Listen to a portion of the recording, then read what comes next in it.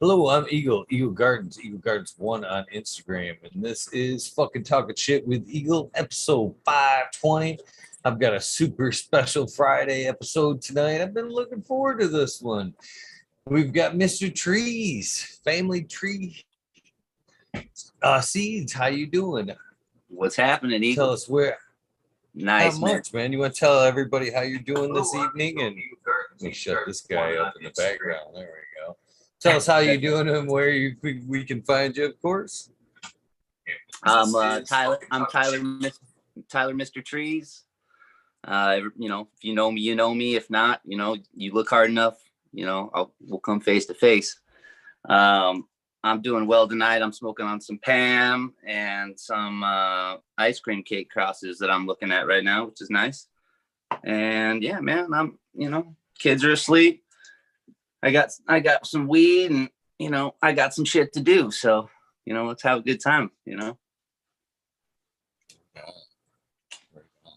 was a pleasure to get to meet you this year firsthand. It's always a pleasure when you can get that handshake and get to see pretty somebody awesome face to that face. you made it out here to Michigan. Do you get out this way often? No, that was my first time, man. That was my first time ever in Michigan, which was cool. So I drove from I flew into Detroit and then drove all the way out to Muskegon and stopped everywhere in between and hung out in Grand Rapids for a little while. And then, headed back over to Nick's place out there. And I mean, I was all over, man. I felt like I saw the whole bottom half of Michigan anyway. I didn't get up to the north, but I saw the whole bulk of the bottom half. So, but it was nice, man. I saw one of the biggest storms I ever seen in my life. And everybody in Michigan is like, they're all teammates out there on the freeway. So when it gets raining really, really hard, we don't have that here in SoCal, when it starts really ripping, lightning striking on the side of the road, fucking thunderstorms are fucking howling, we're rolling through the thing. And as soon as it gets too hairy to see, everybody's hazards goes on. And everybody gets tight so you can all see, you know what I mean, in Michigan. And I was riding with a whole crew of cats for hours, through storm after storm after storm, hitting the hazards and dropping down to 10 miles an hour, you know what I mean, trying to get through those it was way cool. So not something that I'm used to from the desert, you know what I mean? Next time you have to hit the upper half, come see me up in the northern section of Michigan there. Hell yeah. Is that where you are? Here. You're in the top, in the top, that northern part? Yeah, right on. Right on. A lot slower up here, Chief. A lot slower up here. Yeah. I like that. Yeah, I like that a lot. A lot of hills and pretty trees up here. Yeah, that's next. I'm definitely coming back. I got some family in Ohio and New York and other places like that. So this year, I'm planning to make it my mission to do more travel, and I'm going to do the regen conferences all throughout, the U.S. I'm going to do as many little spots as I can. I'm going to try to just pop in and, see as many of the community members as I can. You know what I mean?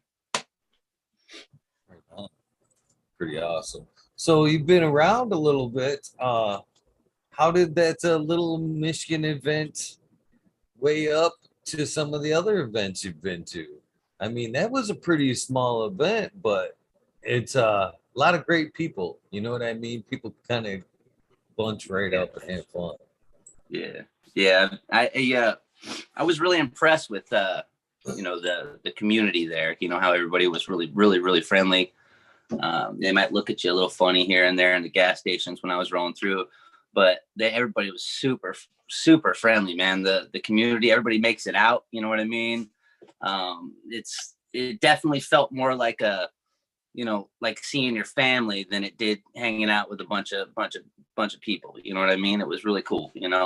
I enjoyed going through. I enjoyed hanging at Nick's. I enjoyed stopping over at my other buddy's house. It was like every place I went, I felt like I've been there for 10 years. There's only been one other place like that I felt like that, and that's up in like upstate New York area, and like one of those small little Rochester type towns. There's this place called Chila I really liked, and everybody was super friendly there. It was a really, really nice place. So Michigan was cool, man.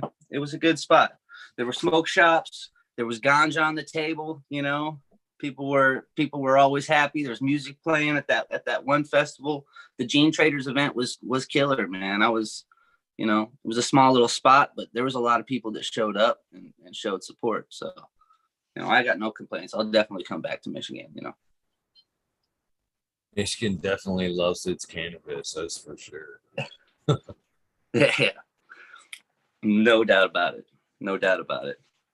I don't know if it was like that Green Rush cannabis place or whatever, but they were at Gene Traders, man. They had a line out the door, man. So everybody was standing that line at the Traders all came over and kind of had to see me for a few seconds anyway. So it was nice. I got to meet a lot of people. It was a good time, man. It was really good. I'm glad I made it out. It wasn't a waste of time. Didn't hurt me at all. It was all good, man. It really felt good. So I'm gonna try to do it more. That's for sure. So gotta start it off right from the beginning like we usually do. When was that when was the first time cannabis rolled through your life? Oh man. So when I was like 12 or 13 years old, and I moved from Arizona to California, the San Diego area.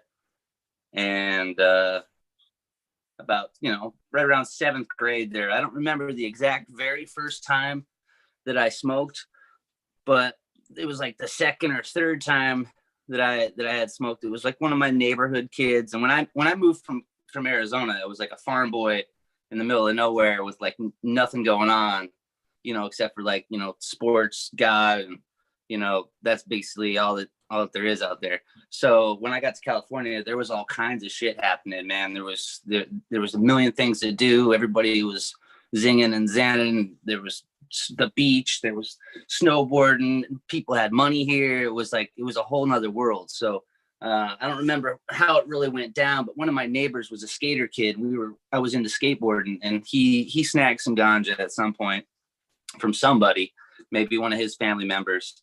And we ended up going to the park nearby our house and meeting up with this crazy ass gangster fool. When I think back to it, man, like, I'm like, the situations that used to put yourself in when you're like a little kid it was crazy.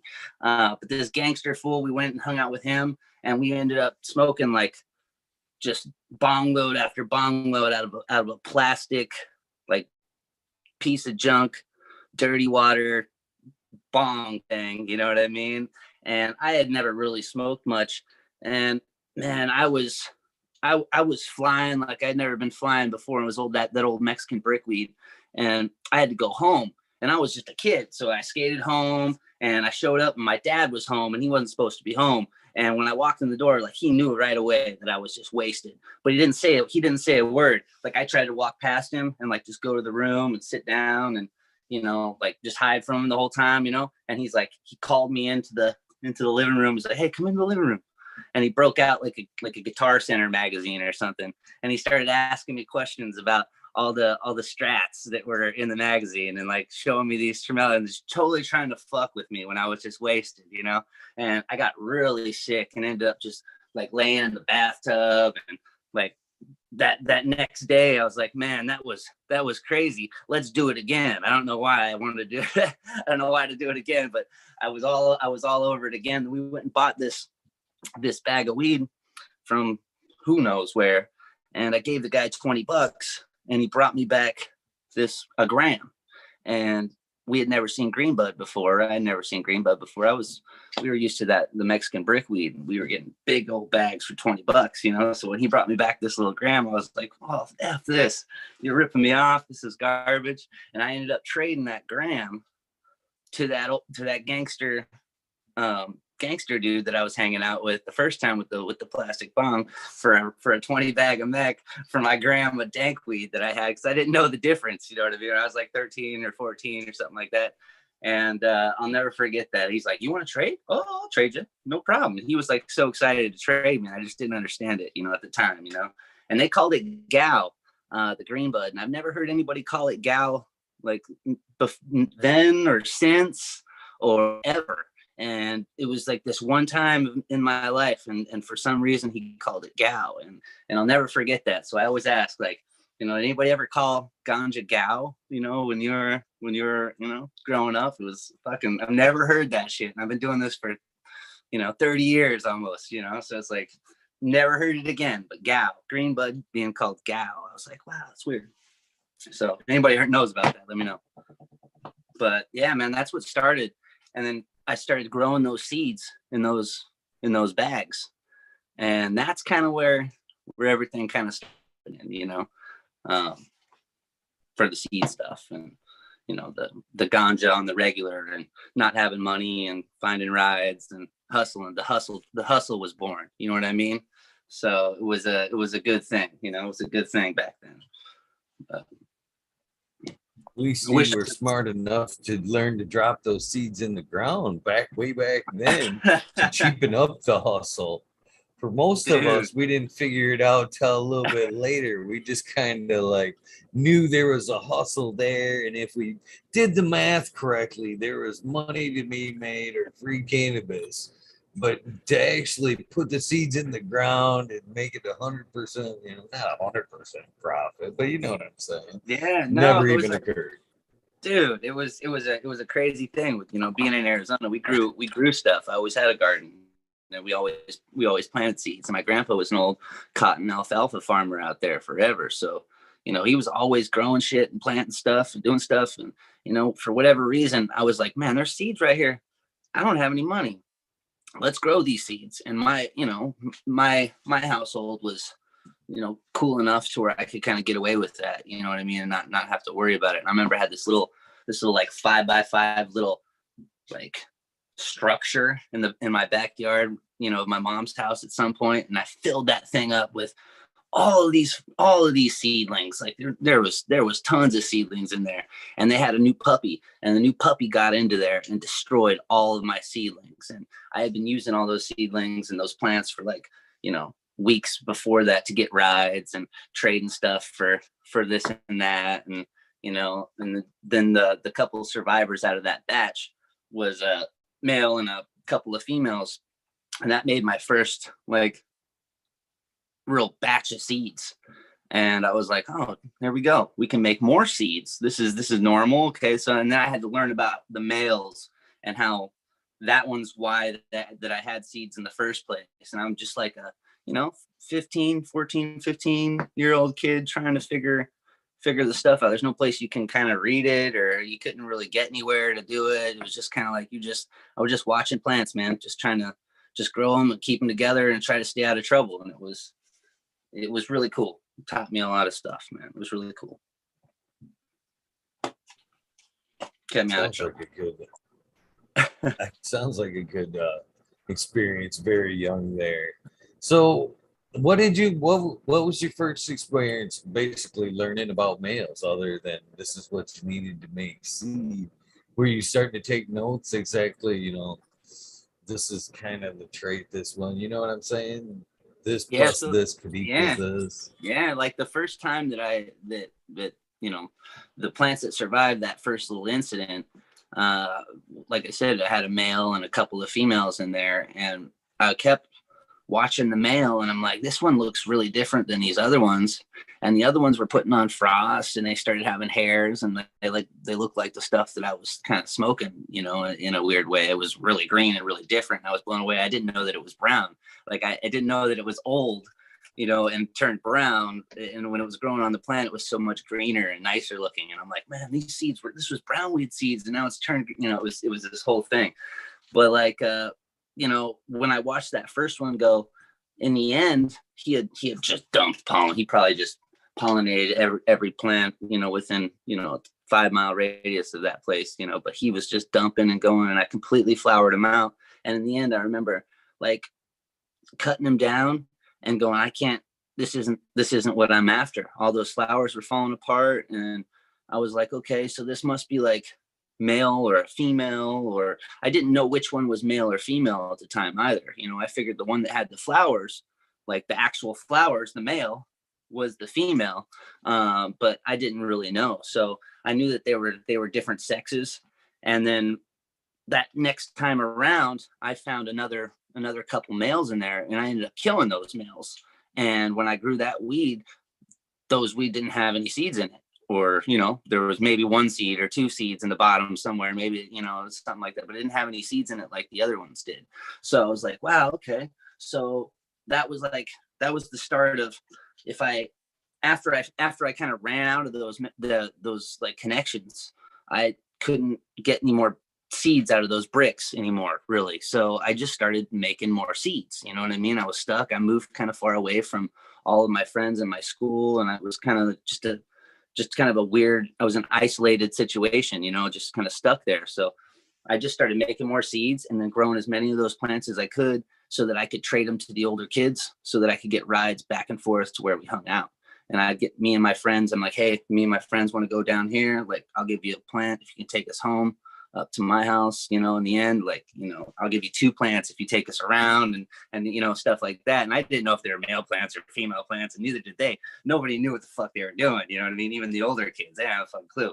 So it was like, yeah, I'll take a plant. So all of a sudden I was a little cooler because I had some plants, and, you know, I would be able to use that to my advantage. You know, it was pretty cool. You know, it was a good time, but it just took a couple times.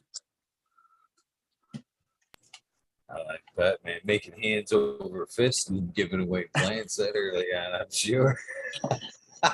You gotta meet this kid. He's motherfucker probably give you a plant. That's right. That's right. I mean, they didn't, you know, if you had a car, man, I mean, yeah, you were down if you could try. And then I remember we'd have so many, and, you know, we'd try to just hike them down on the cliffs on the side of the, you know, the canyon sides, and we try to plant them places next to the freeway. And, you know, every single time we took them out there, like, you know, 9 out of 10 times they'd get taken or killed, or, you know, whatever. We never got to pull a lot of those. There's only this one spot that we could ever pull it off, you know, and we worked on that spot for, like, you know, 3 years, and that was our spot. And it took a long time to find that, but it was a good time, man. It was, being young, we'd fish. We used to fish and stuff, and we'd hike to these little canyons, and we'd check on the plants, and then we'd fish, and we'd hang out, try not to get bit by fucking rattlesnakes. You know what I mean? It was way cool. You know, hike water out there and stuff. It was cool being a kid then, man. It sounds like an awesome childhood. Sure, man. I lived out in the country. I had, you know, I was able to do a lot of fishing, dirt biking and shit like that. Man, kids, I think about my childhood, and it sounds like your childhood, and I think to myself, man, these kids today are getting screwed. We had life, man. We just had to check in. Other than checking in, Yeah. Do what the hell you want. As long as you came home with all your toes and fingers and you had checked in, you were cool. Oh. Yeah. Yeah, my mom used to whistle, man. She had this big old whistle, man. I could be far away as hell, you know what I mean? And I'd hear that whistle, or if I had, you know, that was the time to come. But yeah, checking in, man, that was the one thing. You got to check in. You know, before the cell phone, you know, before any of that stuff. You got to check in, you know. Really, really cool, man. I saw a payphone in Michigan, in Detroit. I took a picture of it. That was like the first payphone I had seen on the side of the road, like, you know, 10 years, something like that. So, you know, you guys still got a payphone out there. I know that for sure. I can't even believe that. But seeing how it was sighted in Detroit. Possible. Yeah. You used to work the payphones, man. I mean, do you have all the payphone numbers memorized, you know, for all the stores and stuff? Did you ever do that when you were a kid, doing the hustle? No. Man, we used to get calls on payphones, man. We would have all the payphone numbers memorized, you know what I mean? And we'd have the numbers, and we'd give them out, and like we'd sit there, we'd make calls, we'd hang it up, and we wouldn't have money. We'd have somebody call us back on the payphone. We can answer the phone and talk to them, you know what I mean, without putting any stuff in for a certain, you know, period of time. So, man, we worked at payphones like you wouldn't believe. Like, they were my best friends. When I saw that there, I was like, oh shit, I'm taking a picture of the payphone, because it's got huge sentimental value, man. That was our way back then. My kids will never know it. You know, they don't even know what a payphone is. You know what I mean? They will never know. So maybe there'll be one in the metaverse. Who knows? There's so many things that made us who we are, rather. that they'll never see. You know what I mean? It's just Yep. helmets. We were talking about that the other day. Bikes without fucking pads and helmets. No seat belts. Yeah. You could ride in the back of a pickup truck when we were young. Yeah. You could actually just bolt a seat down and you could, as many people as you could pack in the back of a pickup truck. Be legal. No doubt. Yep. No doubt. No doubt about it. There's still places in Arizona they still pile in the back like that, you know. That's just the way we lived, man. Yeah. It's crazy. It's crazy.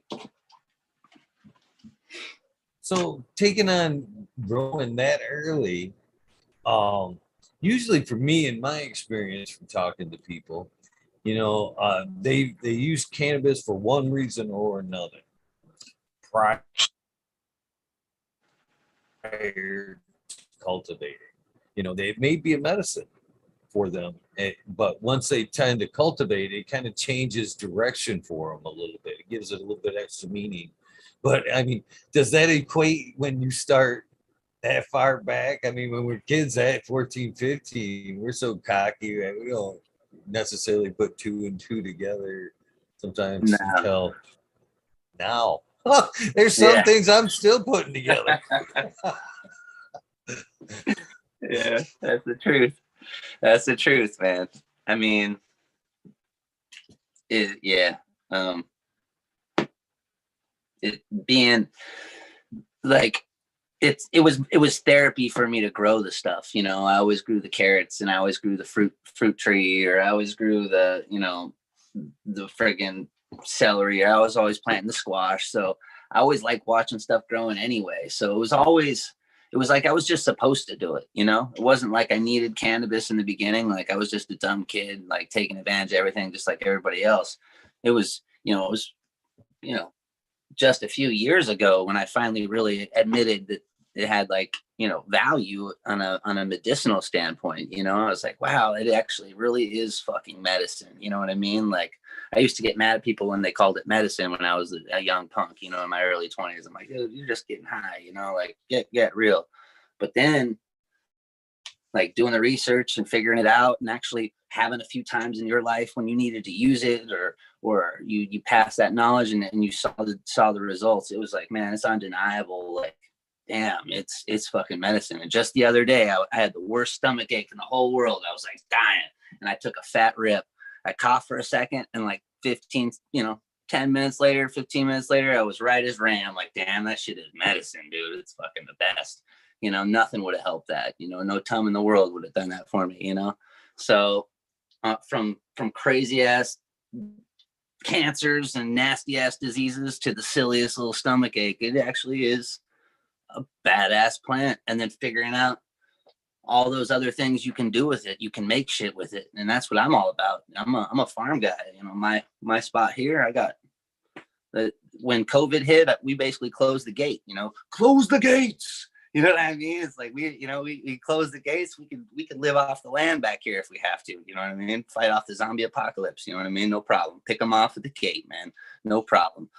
Plenty of trees, plenty of food, plenty of cool stuff sitting here. So, like, the fact that cannabis can, like, build stuff and clothe you and then feed you with the seeds and stuff like that, it's crazy. I've been putting cannabis seeds in smoothies. It's like it is a fucking miracle ass plant. So I definitely have the respect, and I've always had the glory and, like, the meaning and, like, the umph. But in the beginning, it was like I saw those seeds and I'm like, dude, there was no way that I wasn't gonna plant them. You know, there was no way that those things weren't gonna at least try. And if they would have never came up, I probably would have never done it again. I probably would have never tried again. You know what I mean? It would have just went on with my life. But the fact that they, like, all came up, or most of them came up, and I had this responsibility, like this new life that needed me. Like, if I didn't show up, I didn't water it, the thing would die. And that was important to me, you know? So if I didn't have that, then who knows where I would be if those ones didn't sprout, you know? So thankfully they did, man. Because, yeah, man, plants are the shit. Not just cannabis, but plants are the shit. But it took me down that rainbow, you know? It does take you down that road too, where it links you to growing and just other things in general. Takes a little bit. And usually, when you dip your feet into organics, I think a little bit is when you start to spread your wings and Yeah, realize you can start using your growing skills for the greater good. for sure, for sure, for sure. You know, I love growing weed and food as healthy as I can, and I love eating a piece of fruit and going, man, I didn't spray that thing with anything horrible, you know. And there's so many pieces of fruit, like all of them on the shelf are just sprayed with horrible shit, you know what I mean? Like from even the organic ones in a lot of cases, you know. It's like I wouldn't even do half the stuff that they do to that stuff, you know, if I didn't have to. So it's so nice, man. It's so rewarding to be able to just, you know, go outside and eat something and not have to think about it, you know. It's awesome, dude. Best way to be. Some of my favorite times picking green beans straight out of the garden. Yeah, That's one of my favorite garden foods right there, just for that reason. up. Best right off the plant. Yep. When they're screaming, I always tell my kids, I'm like, you take a bite of something, it could be an apple or it could be a green bean or whatever, and you take a bite, I'm like, wait, shh, shh, shh. You hear that? It's screaming because it's alive still. You know what I mean? I always tell them that, you hear that? It's like, that's the way. It's like, and you're eating it right now. You know, it's screaming. It's fully alive. That's the way you need to be eating it. You know, so we're always joking with my kids. You know, you got to eat it when it's screaming. So that's the best way, right off the plant. Never really thought about it like that, but that's pretty funny and very true. Still alive, man. If you're eating something that's still alive like that, man, that's great. It's this peak. You're just taking that energy directly. You're not letting any of that life force go. It's going right to you, man. It's cool. So what was the first real strain you remember or dealt with? There's three strains that there's four that we used to get all the time, but the two that we used to get that I used to love the most were the old P91, San Diego P91, and the San Diego Bull Rider. And both of which are like SoCal legends, you know what I mean? They didn't make it very far in other places and you know, take on that whole chem persona, but they should have. The old P91 was so good.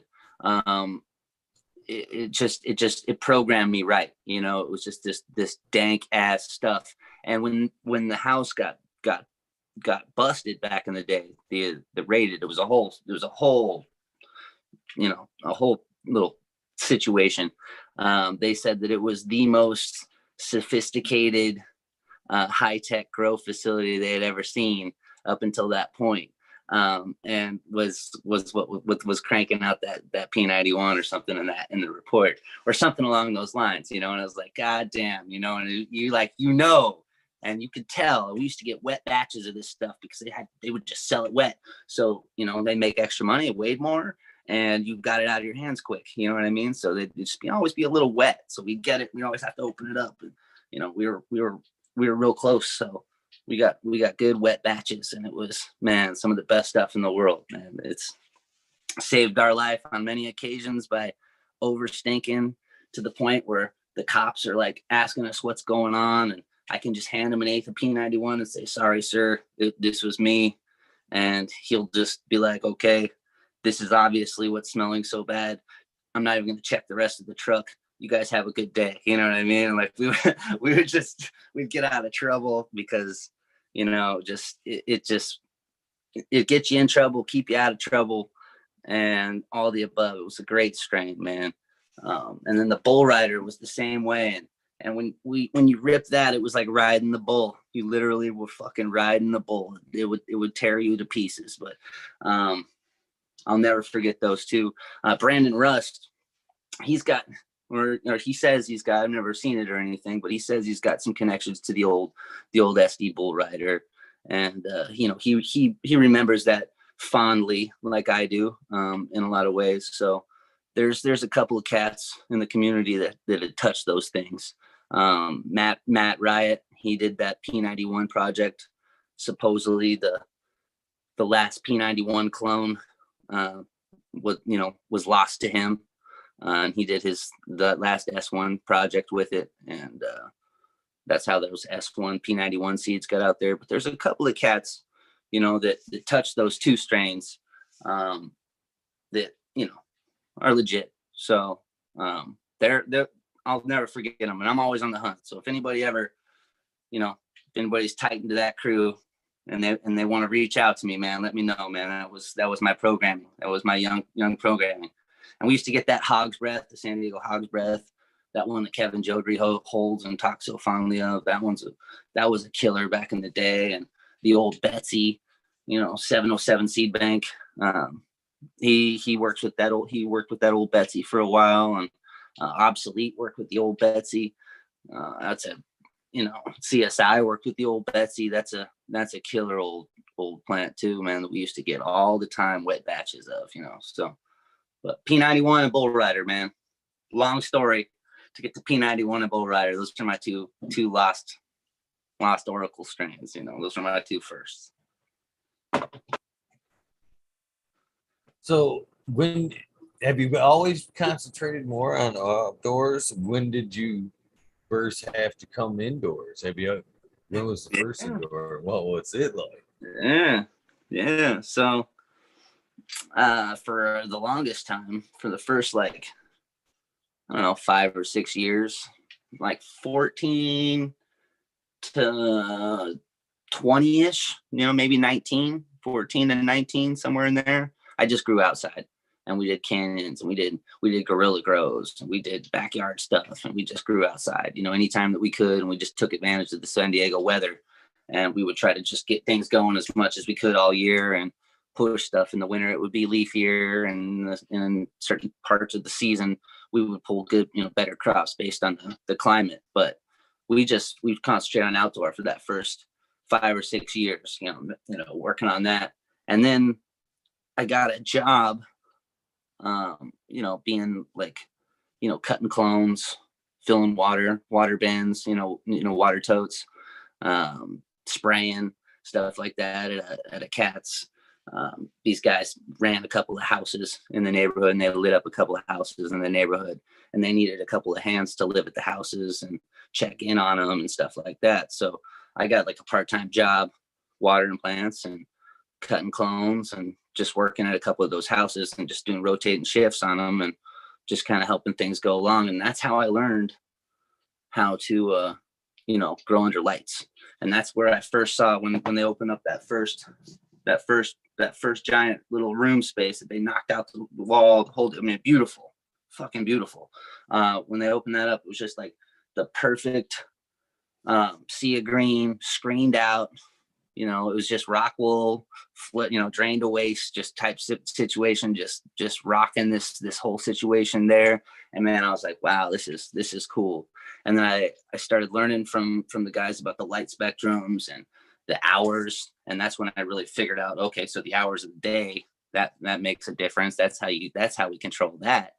And learned how to, cut clones better and stuff like that from those guys. And then they started using some really fucking toxic ass shit. They were all about the money. They were spraying and a couple days before, harvest, for botrytis and shit, just putting paclobutrizols and all kinds of stuff in there. And I remember they brought this stuff and they're like, we want to put this stuff in there because we'll get double the weight.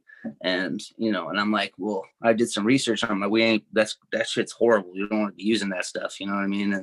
And they're like, no, this is what we're doing. You don't have a job anymore. So every time I had a work shift and I was supposed to add the juice that I didn't want to add, I wouldn't add it because nobody was there to tell me otherwise. So I just give them all the regular food, and I would take care of the plants because I cared for the plants. And I was always trying to tell them, I'm like, well, let me have a couple of tables, and I'll run those my way organically, and you run yours your way, and we'll see who's actually will come out with the weight, you know what I mean, on both sides. And I started kind of overstepping my bounds a little bit. And then and then finally, the like Washington, I think, or it was Washington or Colorado, I forget which one was first, but whoever was first to like fully legalize and like say, hey, we're legalizing weed, everybody come, basically everybody packed up their shit and moved there. I think it was Washington was where they moved to, and they packed up everything and moved there. And we finished off the last tables that were in the house, me and the other 2 workers, before we had to pack it down and break it down. We finished it off all organic. And that's what proved to me that I could fucking do this shit the way that I wanted to do it, no problem. And that's where I was like, okay, that job had ended. I started doing that, in a couple other places and a couple other ways, and, kind of making my own way that way. And then I ended up giving it up for a little while and meeting my wife and having a kid and moving out and getting a little place and kind of cutting myself off from everybody. And that's when I broke out my seed collection that I pulled Pam and stuff out of. And I pulled Pam out, and I didn't want to lose her. So I had to go inside and stay inside. So ever since then, that's been years now. It's been 8, 9, maybe 10 years, something like that now, 8 years, something like that. At least 8, maybe 9 years. And so plants go out in the summer, old clones. I have a lot of heirloom cuts, cool stuff that's fucking badass, and stuff goes out into the orchards outside and gets planted into the ground, revitalized through the whole growing season outdoors. Right before late July, right before everybody starts to make the shift, I take clones of those fresh, totally regenerated, plants, and they go back inside for the winter, and they stay through the winter and work on breeding and, stay alive and just make it through the winter until they can come out next season and touch the sun. And that's just what I've been doing for years. And I don't keep very much, but I keep the special ones that, a couple things Kev has given me, a couple things I found and I love. And, that's about it. I work lots of seeds and try to spread that out to as many people as I can, so I can see as many different places of my seed grown in person. So every place I do fruit trees. So we go out, we take a look at people's fruit trees, these nice little, that they're well-off folks, in upscale neighborhoods who grow their own food, and they also want to grow some medicine. So we grow their 6, and they get my seeds. We get a look at different varieties and see what they do. And if we ever find anything super special, I can take cuts off of those, bring those in for hunting wise. So I can look at, hundreds of plants at different places every year that I don't have to worry about or touch or do anything with, so it's a good way I can do some sorting and playing. But in the beginning, man, it was to keep Pam alive. And, before that, it was because of the hustle. And I just wanted to learn as much as I can. Anything I do, I learn like crazy. I get all crazy and I dive in head first, man. If I'm interested in something, I'll be a friggin' expert on it, as fast as I can be, so I try to find as much knowledge on things as I can. So that's what I did, man. So best thing I can do is take those things outside every year. If I don't, they're pissed at me. They'll be like, man, I didn't get to go out this year. There's a couple of years I've missed where they didn't get to go out or timing didn't work. But, if you can get them out there and you get them perfectly, like do the shift, man, they're happy and beautiful all the time. They love it. I agree. Most people put them outside to like, well, I'm an indoor grower, and I haven't necessarily, I've lived in a few different spots, and putting plants outside always hasn't been a thing. You know what I mean? It hasn't even been an option. So Totally. There's the few times I've actually put things outside, and it's almost every time, to be honest with you, it's either to try to bring something back real quick, set it outside for a few weeks until it gets all nice and green, yep, healthy, and sun just is amazing. A beautiful doctor. Yes. But or a re-veg. I'll put things out early spring, chop her back, because, and again, because of things changing and trying to abide by or use the laws for my benefit, I guess. There's times where you've been to Michigan, you know how it works. Yeah. We're limited to the plants we have, and then we have our rec.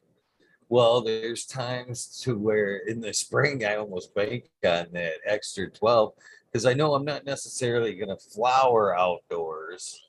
I may if they get that far, yeah, all right. But in the spring, I'll count on like planting some new stuff, right around that time, and then I'll take out some carcasses to let Yep. them be my rec plants outdoors and and re-veg and kind of hold the Heck strain yeah. for me out there, and then I'll bring some cuts back in, when it kind of Yeah, there you go. thing, and then if whatever happens after that point, well, it happens. If I get anything out of it, I get anything out of it. If not, it's not the point. You know what I'm saying?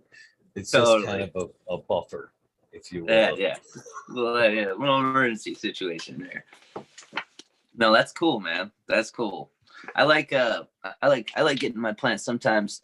I'm lucky. We live in SoCal, but I like getting some plants in flower, growing them inside, getting them to like week 4 or something like that, in flower, and then just put them outside. Put them outside to finish them off. You know what I mean? And that transfer, like from inside, that you get that indoor start where it's got like that crisp look, and then you can just throw them outside for a little bit, and then all of a sudden you get the color starts really going, and that sun is the excellent doctor. So then you get all this extra little, expressions, I would think, you know what I mean? And I do that all the time, and that saves me space inside too, because you can just take a couple. You're like, oh, cool, I'll take this one out. You can go outside now. I got new space now. So, but the sun finishes them off, man. It's great. Taking advantage of that. I do that all the time, man. Just let the sun finish it off. Let the weather make it a pretty flower, and then it kind of gets the best of both worlds in a weird way. I want to ask this question mainly because he's a regular, but because he's in chat too. I think he actually might have said this, but I'm going to ask anyway before we get too far. He said, Red Pill would like to know, can you ask Mr. Trees if he remembers the P91 Cross called Pitbull, P91 times Sugar Plum? No, I never got that one. No. As soon as it started getting the crosses, I was so close to the original source of the P91 that I didn't get anything but the P91 until it was just gone one day. And it was like an abrupt, it was gone one day. They came and stopped that finally, but it was a few years where it ran good and became a legendary thing, and then it was just gone, and I never saw it again. I never heard about it. I never saw it, and I just assumed that it was long gone. And then I started hearing little whispers of it popping up here, and people saying they have this, that, and the other, and I never saw it again, and I never saw any legitimate crosses of it either. But I'd love to, because I'll never forget it, man. I mean, like I said, I was close, and we grew some seeds that was gifted to my best friend's sister. She was our older sister, and she was close to them. And I don't know, I think maybe she was dating one of them or something. I don't really know. I was too little, but I know that she had seed of the P91, and she could get seed, and she always had the best stuff, and she always took care of us. So I remember growing that shit. I know it really well, how it grows, how it looks, how it smells. I remember hundreds of batches of that. It's one of my favorites, but never saw it again. Never saw it again.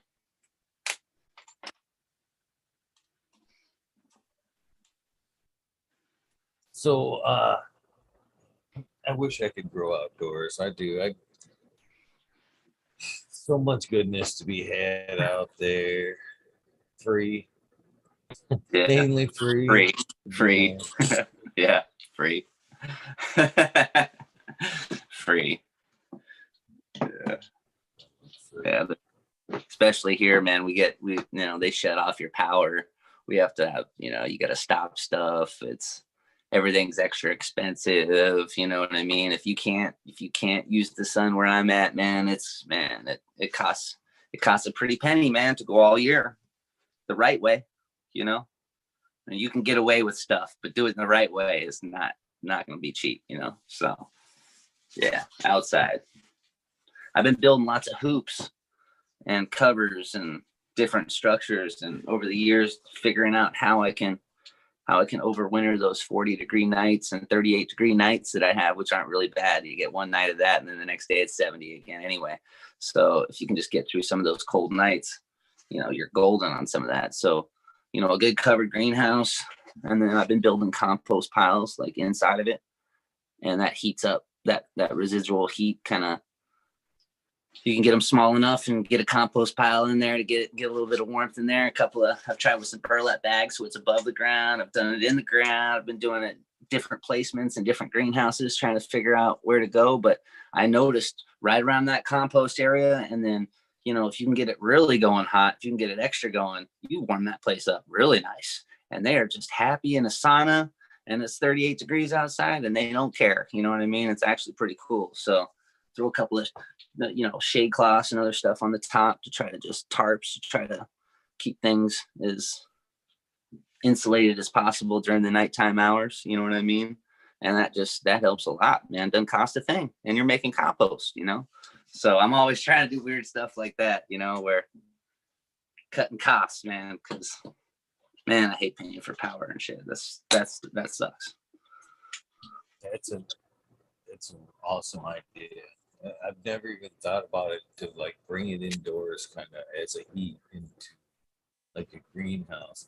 At one point, I kind of, when I dipping my feet, and I'm still dipping my feet, don't get me wrong. I'm not, organics is a deep, deep hole, deep hole. Lots of twists and turns and wormholes along the way. But once I realized that, you know, how hot the compost piles got, I posed the question to Smiley, I believe it was, you know, how come we're not using this kind of technology for like water heating for our houses? I mean, you could run pipes through that shit, pipe in hot water. I mean, it seems the thing to do. I mean, why waste that heat? You know what I mean? You can actually control your piles down by, you know, warm, cold water. You can cool it down if you had to. I don't know. Heck yeah, man. I can keep a pile, you know, at 130 something degrees, you know, for 3 or 4 days. You know, I can keep it right there, 130 degrees, 3 or 4 days. You know what I mean? So depending on the pile, right? And that little generator does a lot, man, in a hoop. You know what I mean? If you can get it going right, you know. And I'm still, like I said, I've been trying to figure this shit out for the last few years on like how to do it like the best way. You know what I mean? Because there is super benefit to that. I've never thought about running water through there. That's a good idea. I do dig trenches like underneath the greenhouses or underneath the beds or whatever, the hoops or whatever structure I have. And I dig a little trench, and I get those, they're like those drain pipes, you know, those big plastic black, just drain pipes. You know what I mean? You can buy at Home Depot. It's just a big pipe or tube or whatever, flexible tube. And I just lay that in there and bend up the ends and then bury it and just leave one end open at this on one side and one end open at the other end. And then I can pour hot water down into those little pipes, and that goes down underneath my greenhouse. And then I can cap them both off with a friggin', you know, a shirt or whatever, a piece of cardboard or whatever, just jam a towel in there, and that caps it off. And I trap all that boiling hot water in those little plastic pipes down underneath of the greenhouse, and that does some soil warming. You know what I mean? And it warms up my stuff, so I can go through a really frost prone night. You know what I mean? Dump some boiling water in there like at 10:30 at night, and you know, call it good. And hopefully, you know, it holds through. And it, damn if it doesn't. It really does help a lot. It seems to work a lot. But that's one of those warm techniques I've been working on. But can't do that if you got snow on the ground and shit. That's a whole nother ball game. I can't believe, you know, if I had snow or ice or sleet or something, I mean, I'd be definitely less hesitant. I'd be more hesitant. I wouldn't even try, you know. but we can get away with it. You wouldn't believe, you talk about how different locations can be. Email keeps popping up. How a little bit of geographic distance can make. Here, so probably most of the half of the state you've been down to, like winter, I guess. I used to live down there in like Tennessee County for most of my life. And it snows, it might be around for a few days, it'll warm up, and get rid of most of it. Doesn't seem to accumulate over the winter's time. Now, I moved 150 miles north, and what a difference. Okay, that's just what made me key to the switch. I never really realized it. Up here now, I'm thankful there's no snow on the ground. This is like the first year there hasn't been snow on the ground right now. Usually it snows before Halloween, and then it's like May, easy. Sometimes the end of May before I see green, and it's just so too much. And then it goes like this: once you're up here where the snow stays, that you can go 5 miles south, and they might get a few inches less than I do. Like when it snows, you can go 10 miles north, and like say if I get 6 inches of snow, they're getting like 12 or 16. And if you go up like 30 miles more than that, you know what I mean? Whole nother snow belt. I mean, that's how different the weather patterns are up here during the winter. And oh yeah, I could be so sick of snow. I'm sick of snow already, and I haven't even seen it ground covered but for 2 hours so far. That's dude.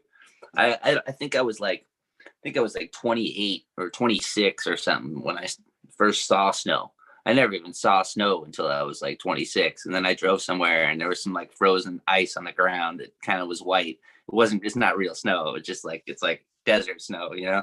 And I was like, oh my God, look at there's snow, you know? And I had no idea. And then, I finally went to upstate New York and there's some snow up there, so Buffalo and they get snow. So, yeah, I saw it for the first time, man. And I can't imagine living like up in it like every day and just doing it. Like I was like, there was nobody had fruit trees in their yards, and like it was just snow everywhere. You know what I mean? It was like you either had a big ass tree somewhere or you just had snow. It was like nothing. So man, you got to grow inside. I'm glad you do. That's how you keep your sanity, man. That's good stuff, dude. You could be outside, inside, and that's cool. I like that. Man, if it wouldn't for this garden, I really believe I would absolutely know what stir crazy is. Yeah.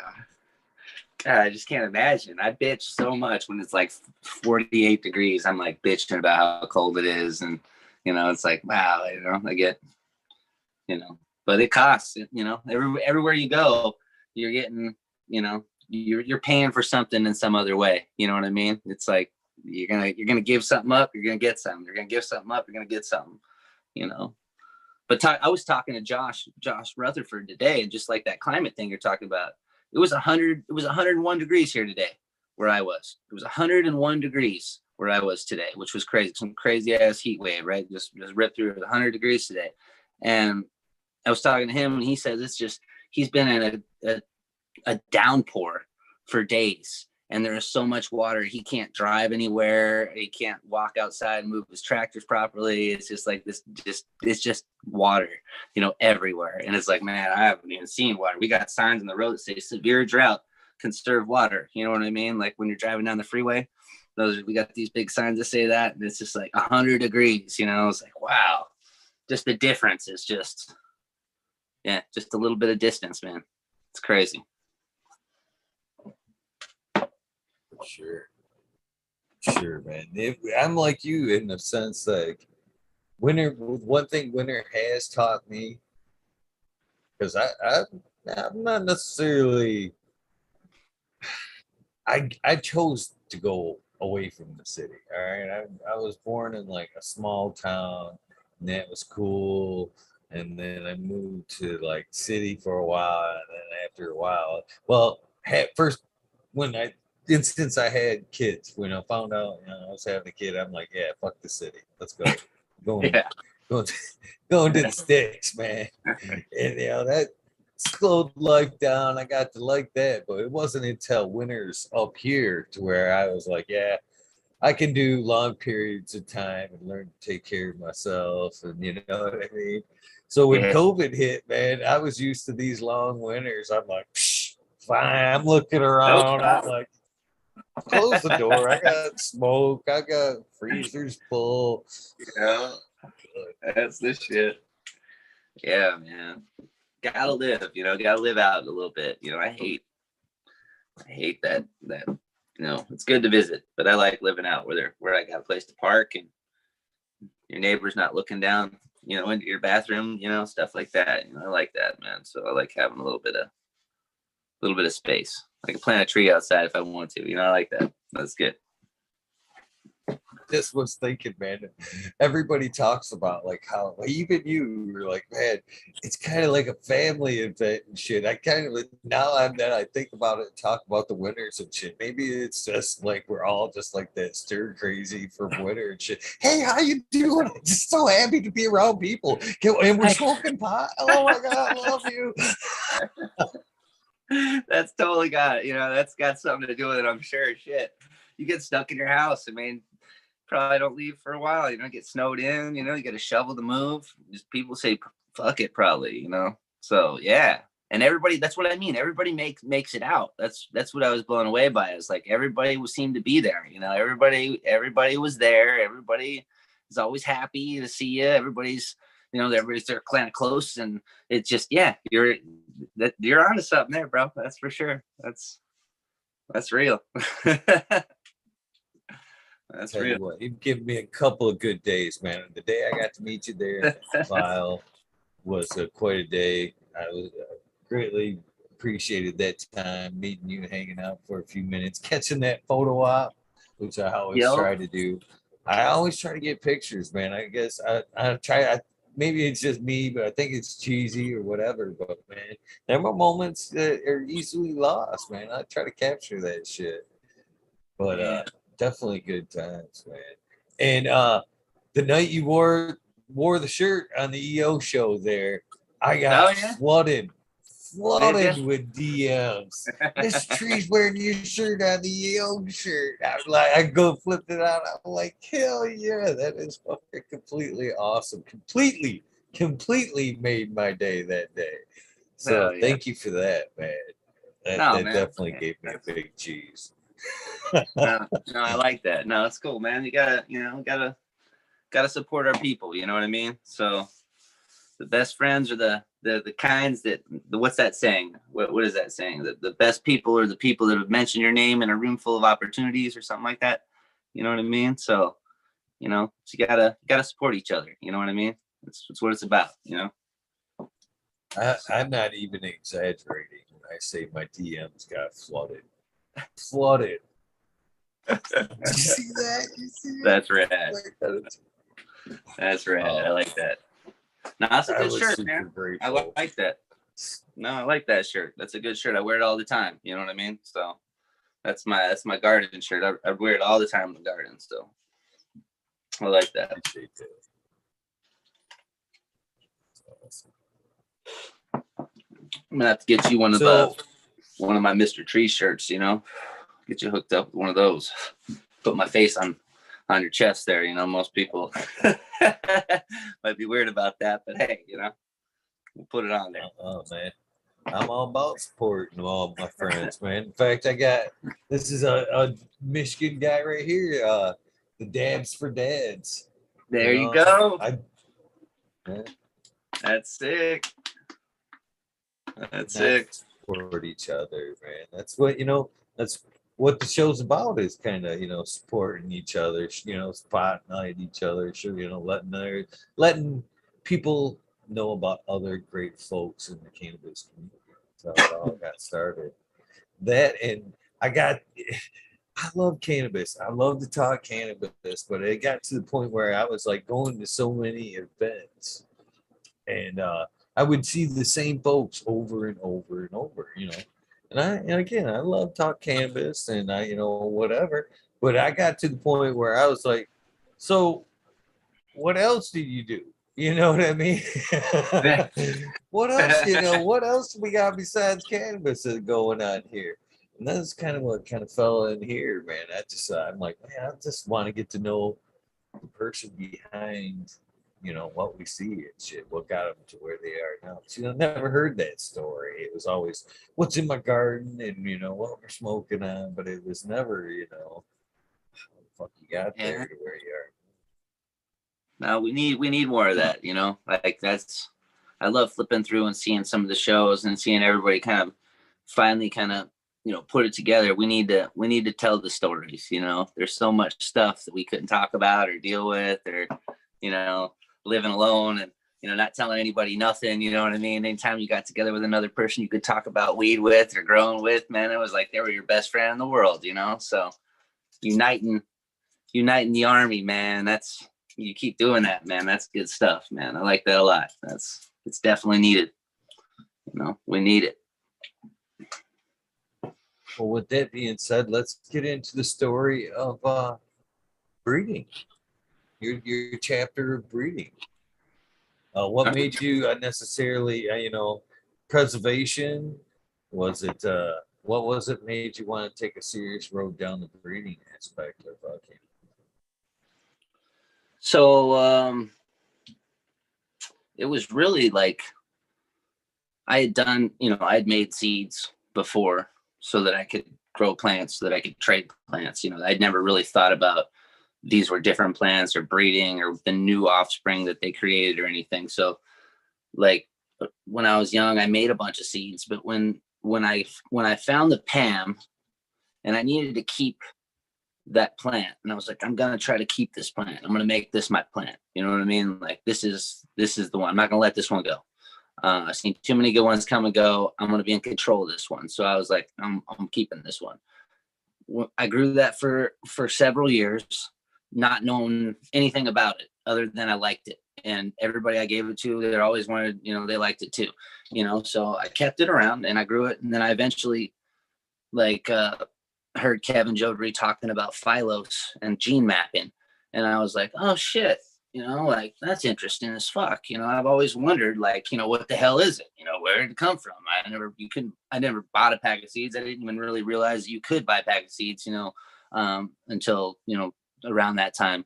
And I heard him talking about it. I'm like, you know what? I'm gonna look into that. So I looked into it and I ended up, paying the money and taking a dead branch of her and sending it off for gene mapping. And I figured what this will do is it'll tell me, hopefully, what the hell she is, who she's related to, and then I can better make, breeding decisions. I could do better. I would know where to go. I wouldn't breed the same things or the wrong things or whatever. I just wanted the more information I had, the better.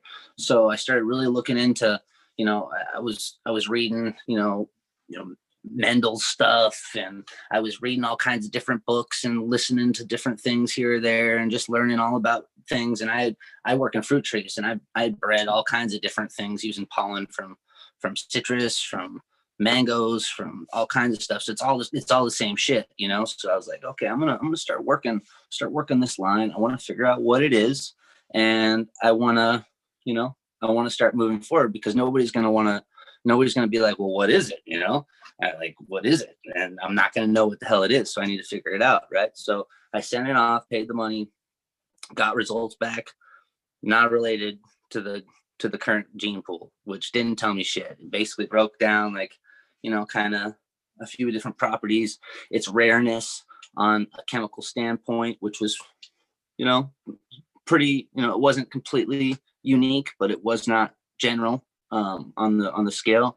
And then I was like, okay, so out of all the samples that they tested, it's not really closely related to any of those. And you could look at, other plants that are in the pool and they have all closely related relatives. And it was like, okay, so this must be special, or I need to know more data. So at that point, I'm like, I got to really preserve this thing. So that like supercharged my breeding with it.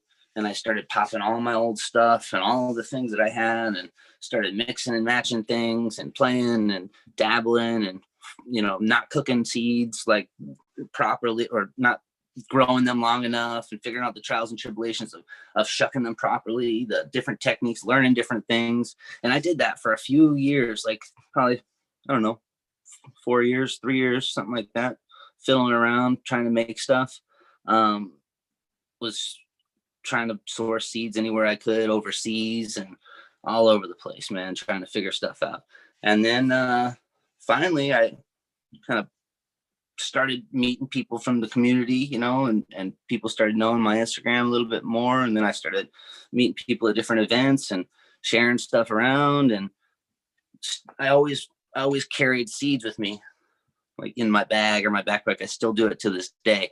They're in my, you know, in my truck, or I usually have seeds with me all the time, you know, in some way or shape or form.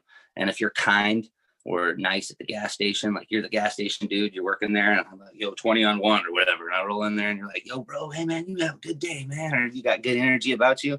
I always walk out to the truck, and I'll walk back in and ask you, hey, you got a garden? And they don't ever know what I'm asking them. And I'm like, here's some seeds. And they're always like, oh my God, that's awesome. And I always give people seeds. So I did that for a long time over those 3 or 4 years, and people started growing them. And all of a sudden I started getting messages from people. I'm like, dude, I love these plants, these seeds, and all this and that. And, you know, how do I get more? What's the deal? And I'm like, well, there's something to this, you know what I mean? So then I really started doing it and trying to figure out, okay, I'm going to take this to this direction. I'm going to split these lines up. I'm going to try to make what I'm looking for. I tried to make the old bull rider. I wanted to find those chemotypes. I wanted to find the plants of my youth that I would keep, and change the world, you know. And the other day, my buddy came over, and he was looking at these green eggs and ham that I've been working on. And he's like, damn, these are awesome. Look at these. And I'm looking at it. It's good. I really like that one. And he picked the one that I would have picked out of the group. And he's like, let me get a cut of this. I'm like, I don't have any cuts of any of these. And he's like, well, why not? And I said, is it going to change the world? You know what I mean? Is it going to literally change the world? Because if it's not, then I'm going to continue on and do this.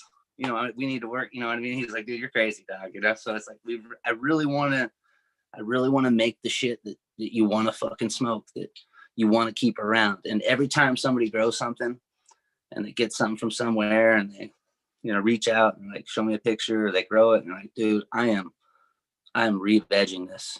And they'll, you know, they get the re-veg, and a couple months later I'll get another message, and they're like, dude, I love this. And then just continue kind of growing that strain. It just makes a home in their heart, you know. And all over the world now, there's people, I mean, all over the world, you know, there's people that are growing it, that are loving it, and that are just like keeping it. And that's when you keep it, that's the goal. You know what I mean? You know, anybody can grow stuff, and yeah, that's good, you know, whatever, you know. But if you keep it, or you try to keep it, or you're pissed that you lost it, you know, then I did the job. You know what I mean? That's what it's all about, you know. So been doing that for a long time, just making seeds and sharing seeds. I try to give them to everybody I can, you know. If anybody supports me and does that stuff, they always get extra stuff. You know, I'm always like, here. And I always got new funny things and cool stuff. And I like chasing weird cannabinoid ratios of weird plants. Like one of my favorite plants in the world that I'm gonna breed one day is gonna be like a 3%, 3%, 3%, like 3%, 3%, 3%, 3%, 3%, but all the different cannabinoids that I can get, right? You know, as many of the basket elements that I can get on board. I want 3% across the board. I want a balanced 3% across the board with, you know, 15 different cannabinoids, you know. It's one of my projects that I like to do. So I grow a lot of weird things like that. And I'm doing some mutant stuff with the Australian bastard, and making some bastard Pam, and I got some bastard 91. And you know, you gotta take those to certain generations, because you can plant F1s of mutant seeds. If you cross a mutant with a regular plant of chem, that first generation isn't going to show mutants because it's recessive. So you can plant as many of those seeds as you want. You're not going to find any of those leaf shapes in there. So you got to breed all those together, and then you actually got to do some work to uncover the right leaf shapes, you know. So I'm an F3 now, and that's 100% leaf shape that I want. I don't get any weird ones in there anymore for the most part, which is nice. They're all mutants. Now it's on selection. So which ones are the winners now that they're all mutants, and then you start working with those ones. So that's a cool thing I've been working on for a while, and got some weird Kandahar red dead body stuff from you know, Irizin from Indian Land Race Exchange, you know. Cool ass dude. He helped me a lot with some PAM and some identification, and you know, gave me his thoughts on some stuff and where his travels were and morphological characteristics, and we did some talking on that. And you know, I'm really looking forward to these friggin' dead body terps, man. These are some nasty garbage can, armpit, skunk funk you've ever seen, and even in veg, like just awesome. You're like, these are gonna be good, you know. So doing an open population, so we get the line opened up, and then we'll go down the road, you know, start doing some funkadelic stuff. Put some dead body with some tangerine, dead body tangerine, dead body blueberry. Can't help but laugh at the dead body. I mean, think about it. We all have all the terps we've been, you know. At one point, we had to like almost kill off the skunk because it was too loud. Other strains were too loud. Got a little happy when we got some fruits in here. Who's gonna knock at the door and bitch about fucking oranges or cherries? You know, nobody's gonna go, well, is that cannabis? No, you just got a bunch of just got a bunch of fruit in. You know what I mean? But then somebody knocks on the door and it smells like you've got a stack of dead bodies in the garage. Well, serial killer might be your next new nickname. Yeah. You know, I always tell people, I'm like, you know, I'm looking for that stuff. Like, you can have something really loud. Like, you can name any cut you want. You can name GMO. You can name friggin' any OGs, any loud cut that you want. You name whatever, the hype strain, whatever. If you're walking through a concert somewhere, like back in the day when we were young, right? When you went to the concert and that dude opened up the bag, right? Or just showed up at the concert, like every motherfucker in the building knew that you were there. You know what I mean? Like, it was just rancid, skunk, funk, herb, that dank stuff that we had to kill off. Just you were automatically, everybody would look at you. Like, these days, you could walk into a concert with any modern day cut, any hype thing, any good thing, which I love. I'm not talking trash about any of that stuff. I love all that stuff. I love all weed. But you could walk in with any cut these days, open up your bag, and you know, maybe 3 or 4 people in the immediate vicinity will say, hey, that smells good. You know what I mean? Maybe if you did a good job, you know what I mean? Most of the time, everybody's going to walk by, but I'm looking for that shit that clears out the building, that people are like, dude, who brought this shit? Call the cops. This motherfucker, like this, like, yeah, I want that stuff, you know? So that's why I sought that one out, because I miss those old ones, you know, that you couldn't grow in the neighborhood without everybody knowing, you know, and just, yeah, that's how I met my wife, dude. She's like, do you smell a skunk around here? I'm like, yeah, that's my pocket. You know, it's like, yeah. So, you know, I miss those. I miss those ones, you know? So. I think everybody does. So I think you're on the right path there. Mr. Amadeus in chat, much respect to you, good sir, has a 2-part question for you, if you would. He said, what are some of your long day flowering cultivars? And he also would like to know if you have any quick flowering in terpy. So, like the Orchard Lady stuff, anything Orchard Lady, Martha's Orchard, that's a really good one that people's, you know, they sleep on that one just because it doesn't have a tutti fruity name, but Martha's Orchard's a killer one. Those ones are a faster flower set. The Orchard Lady is a lot faster. They're usually by the end of September, you know, last week of September. somewhere in there, you could pull down some of the Orchard Lady Phenos really easy, maybe the last week of September. If you're in the first week of October, you know, you're moving on to other things. That Orchard Lady's quick. But the Martha's Orchard, that one has got Orchard Lady in it. That's got some CBD characteristics. That's a 2-part PAM with a couple of added ingredients there. You know, it's a citrus farmer resin stud, sorted resin stud out of a good population. And then on the other side is a 2-to-1 CBD THC male, tested out, Afghan, skunk Afghan, haze hybrid. From 3D CBD, but yeah, so it's got some CBD in there. But that one's a cool one. Those are the short ones. The longer you go, any of the OG ones, the new fem drops that went out, that are out right now, we'll be remaking them. But the PAM heirloom SFE, Kev's heirloom SFE, Mandelbrot's original breeding stock plant, bred to the PAM. Those ones are a little, those are typical, first week, second week October, finishing out. Most of the regular PAM stuff is going to be like the first week of October, second week October.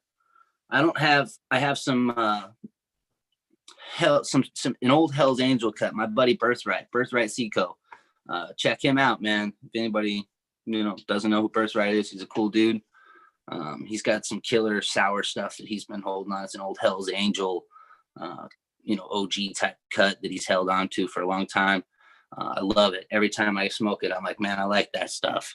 And I've grown it like 2 or 3 times. And every time I'm like, why the hell didn't I clone that one? That's a good one. It's always good. He always surprises me. It's like, God damn, that's good. So I'm going to grow some more of that. But he does a lot of good inbred work. He's a good breeder. He actually works his lines, lots of BX, BC ones, back crosses, and lots of, filial generation stuff.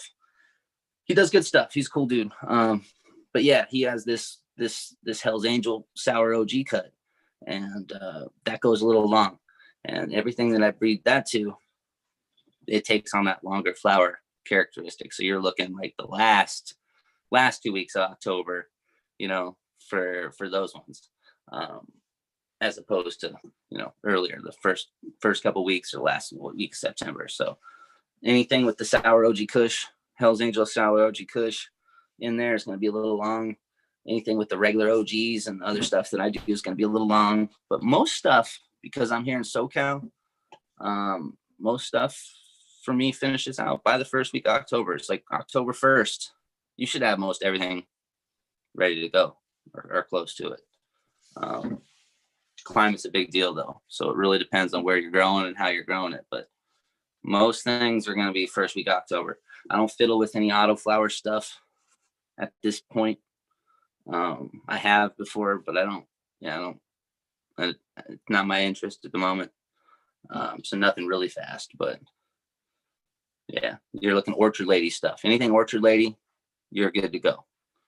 Anything with that and that lineage.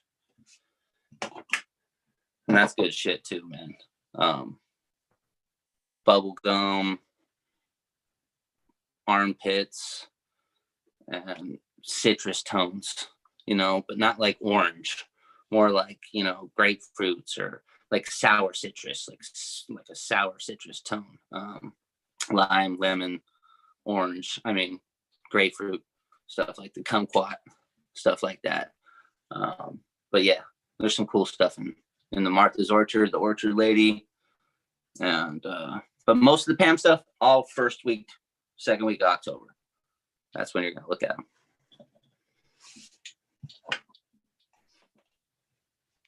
So thank you very much for answering his question. So femmes, any femmes? Will you ever do femmes? I heard that. Yeah. Yeah. I do it all, bro. I love femmes. That's like real world breeding stuff that I love. I love diving into that stuff and doing it, man. I can look at populations really cool that way. I've been making a lot of them. I just did my first release of those femmes, was that PAM heirloom SFE. I reversed that SFE, ancient cut, and pollinated a bunch of things. The first one to get released was the one that pollinated the PAM. those were friggin' fire. And if anybody got those, I brought those to Michigan. That's when I released those, was at that Michigan thing there. We got those to my buddy at there, had them waiting for me in Michigan. But yeah, those were great. Those are cool. Right now I'm working on the Pure Kush, which it's Kevin, it's the Shug or the Suge Pure Kush cut, which is like that Bubba Pure Kush, killer plant, earth for days, true, like, indica type plant. Real nasty, real awesome, love it. We just reversed that and pollinated a bunch of things with that to do some fem work with that. So we're gonna look at those. That'll be really cool. That hit the Royal Kush, Kev's Royal Kush. That hit some Pam. That hit some OG. That hit some ice cream cake. It hit some stuff, man. So that'll be cool. And right after that, I'm gonna finish up the dog walker fem stuff. So there's a lot of fem work coming out, pretty, over the next period of time. I got some dog walker stuff I got to grow. We got to see it. We got to look at it, and then we'll be able to send that out. But man, those Pam OGs, like I said, those are cool. You got some searing good stuff in there. So I was pleased with that one. A lot. So I'm curious to know a person that has as much farm experience as you do, growing stuff, and a fruit tree grower as well. How do you take your clones? What is your cloning process? Old school, man. I use a dome and cubes, not rock wool, but I use like either A. So I do two things. A, if I have a bag of like some root riot cubes on hand, I'll use those first because they're clean and easy, and they fit in my tray. So, some root riot cubes. Most of the time, say half the time I'll use clone and gel. The other half of the time I won't. I try not to use it, or very little if I can get away with just not using anything. Just provide good environment for them, and man, they pop roots. And my Pam stuff will root with nothing like this. Like, I don't need to do nothing. I can break branches off of that and stick it in the ground next to the plant that I broke it off to. The thing will root, freaking flip flower just the same. It's friggin' amazing. So, I'll use cheap, rooting hormone. I'll use some Clonex if I got it. I'm a real farm guy, man. If I got it on hand, I'll use it. If I don't, I'm not going to run out and buy it. So if I don't have any Rockwell, or if I don't have any root riot cubes, then I'll just get some cups or some 4-inch pots, and I'll fill them with soil, and I'll put them right in soil, and then I'll put that in a dome, and I'll throw the dome on the racks. My trick, my clones are beautiful. I don't want to like sound crazy, but they're beautiful. And I think that once I figured out that they needed way less light than most of us give clones, I put them on a rack, and they're like underneath stuff, and there's even stuff like on top of the rack that like obscures the light, and they're barely just they're just enough to just stay alive and root, because you don't really want them to grow. Because when they're sitting under lights and you cut clones and they're really healthy, and you put them under perfect lights and everything's great, they want to grow a little bit, so they cannibalize themselves. They get really cannibalistic, and they start going wrong. And if you don't have roots within 12 days, and you have to push them to 14 days or 15 days, then your clones are looking a little crispy. You know what I mean? I don't care. I don't really care what you're, who you are, what you're doing. That's usually how it goes down. So when I lessened my light and the impact and really pushed them off to the side, or really just, kept the duration, the right amount, but just really lessened the intensity, man, they come out really beautiful. And usually they, 9 out of 10 times they're all gonna throw some roots. You get one out of every group that might not throw a grip of roots, but it is what it is. So yeah, just old fashioned. I bounced back and forth with water cloners, and old fashioned rock wool was how I learned, was the rock wool. But I hate pH and stuff and soaking stuff and all the extra work that I have to do to do my rock wool, which I don't know. Some people might say it's not work or what, but I don't like it. but yeah, pull out those little cubes. Those things are quick and easy, and away they go. And if I don't have them, I don't use them, and I'll throw it together. But I'll use rooting powder, I'll use rooting gel, but I don't use anything funny like aloe or like any of those homeopathic recipes. Like every time that I used aloe and all those other different things, you know, throughout the batches and different things, there was just too much funkadelic stuff that would happen, you know, in some of those clones. So I just stay with the traditional fruit tree thing. You know, I usually have some rooting powder, some root tone, or some dip and grow, you know, or stuff like that you use for fruit trees, and I'll just and go that way. But yeah, I'm real lazy about it. As long as I got a clean dome, I just make sure it's really clean. You know, it's clean. I'm not using old dirty stuff, clean stuff, and then I'm good. You know, but always clean shears, bleach on the shears or the scissors, and each mother plant has its own pair of scissors, and the scissors are labeled. So like, you know, SFE, PAM1, you know, etc. And that pair of scissors stays with that mother plant, so that there's no chance for me fucking up and giving any type of cross contamination. And then bleach, or a little bit of bleach and water, just straight bleach for a second. You know, I usually am lazy and I'll just dip my stuff in bleach for a second, and away you go. That's the only thing that'll really get the hoblating and who knows what else. Alcohol's cool, it does a lot, but it's not gonna be a foolproof method, you know. So I use a little bit of bleach and then let it sit and kind of dry it off a little bit. Sometimes I'll wash it off with a clean bit of water just to be sure it's not really bleachy. But yeah, man. And then making sure that each plant has its own scissor really keeps me, you know, keeps me sane, at least, to know that I'm trying to do my part. Well, one of the reasons I asked, well, I wanted to know your method. Yeah. But, you know, we've got a lot of people that's come through this path of the show here. New growers, very skilled growers, large scale growers, you name it. And when I started doing this and everybody was taking notes, and I kind of suggested to the newer growers, not to necessarily fall into one boat necessarily, you know, don't subscribe to one YouTube channel and just try to mock one guy's moves or whatever. Watch all the shit you can. Not only shit that around here, but look in the other places. You know, growing's growing. Basically, it doesn't have to necessarily come from this. And one of the guys that was an early supporter ended up doing his time on the show. He was a new grower less than a year. He's going on probably a year and a half now. He's come a long way. When I asked him to come on the show, he was like, man, I got a couple of plants. I need nobody. I'm like, you love growing plant, right? He's like, yeah. I'm like, good. Then come tell me your story. You know what I mean? Yeah. You're part of the team. You grow. Yeah. That's all you need. That's the minimum right there, man. Come on. And he's come a long way.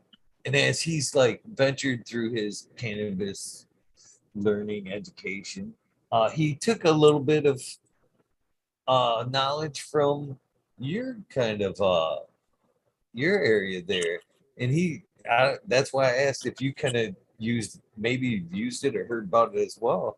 But he actually took sand cloning from the fruit tree world.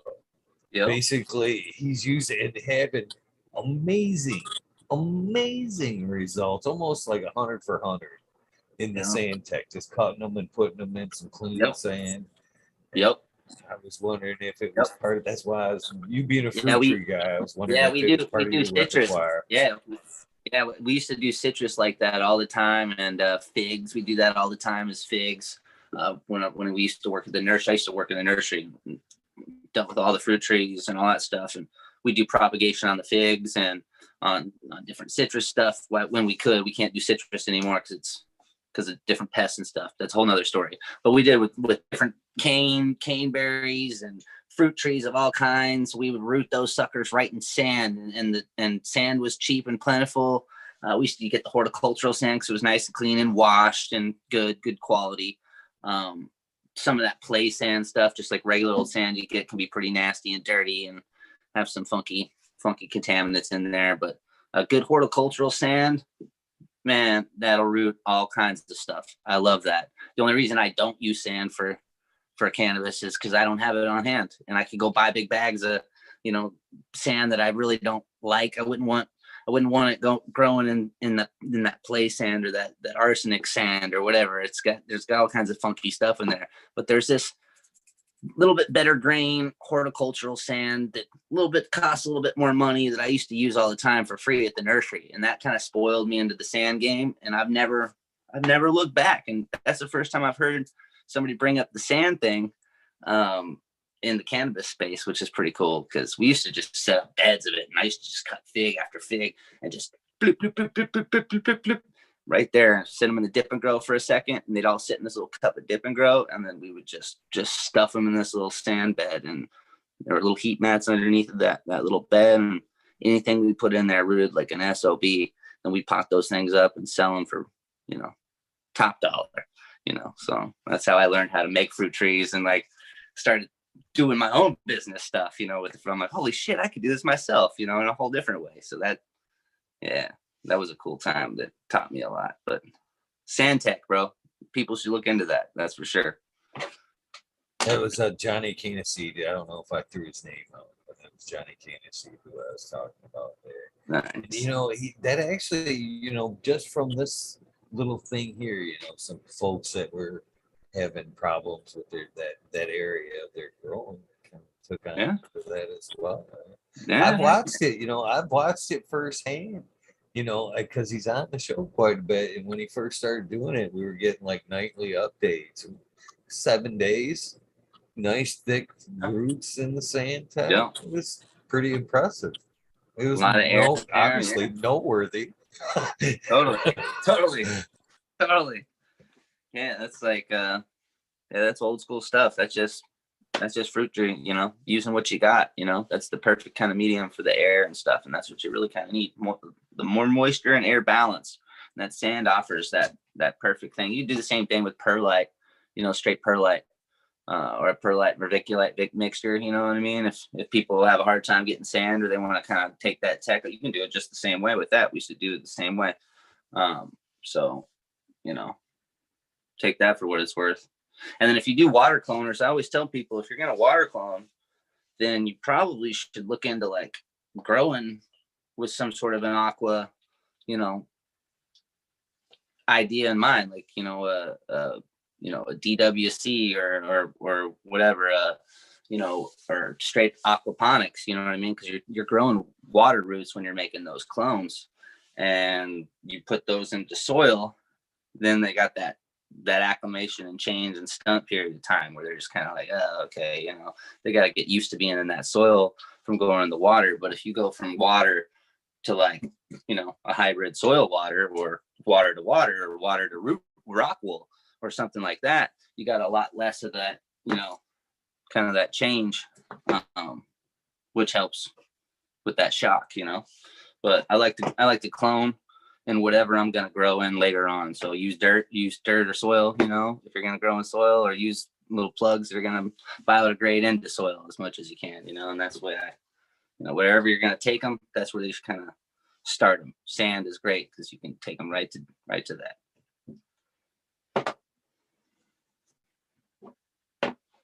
Mr. Amadeus has another question for you. He's wanting to know, what are your best cultivars for indoor scrog, or SOG/scrog, and what are your favorite daytime, nighttime social settings? Good questions. Thank you, by the way.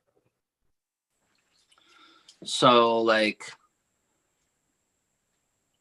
Pam is going to be your sativa type high, or your uplifting, your social, your non-couch lock type effect, your go-getter, kind of very positive time lock type weed, where you're just happy and up. So the majority of like the pure Pams, the F2s, F3s, the you've got back cross stuff. You've got anything that's got 2 parts or 3 parts Pam and other crosses. All those are going to be more on that sativa, upper echelon high type thing, like more of an upbeat daytime smoke or edible or whatnot. But they also scrog really well because they're lanky and really got long legs and put on killer little golf balls or little pine cones all over the place. I prefer plants that have like pine cones or golf ball stack formation on there, or whatever, if you want to look at it, as opposed to big old, colas, if I can avoid it. Some colas are nice as long as there's a little bit of separation in there, and I can get away with that. But I really would prefer plants that have that golf ball stack or that pine cone stack. I think it's easier to weave them in there and take advantage of stuff. You can kind of get more little funky little sites in there, and then you don't have any bud rot and stuff points where things can kind of have you in trouble. So a lot of those Pam things are just like that. So they're killer to just kind of bend and weave and train and do whatever you kind of need to do. Booty shorts, camel toes is a good one. There's any of the pure Pam stuff. Those are all going to grow that way. The OG stuff, anything like those new Fems, they're straight up looking, they're OG plants. They really have that OG kind of Pam, and the OG are really tall and funky and lanky anyway. So they both kind of took that. So they basically grows like an OG.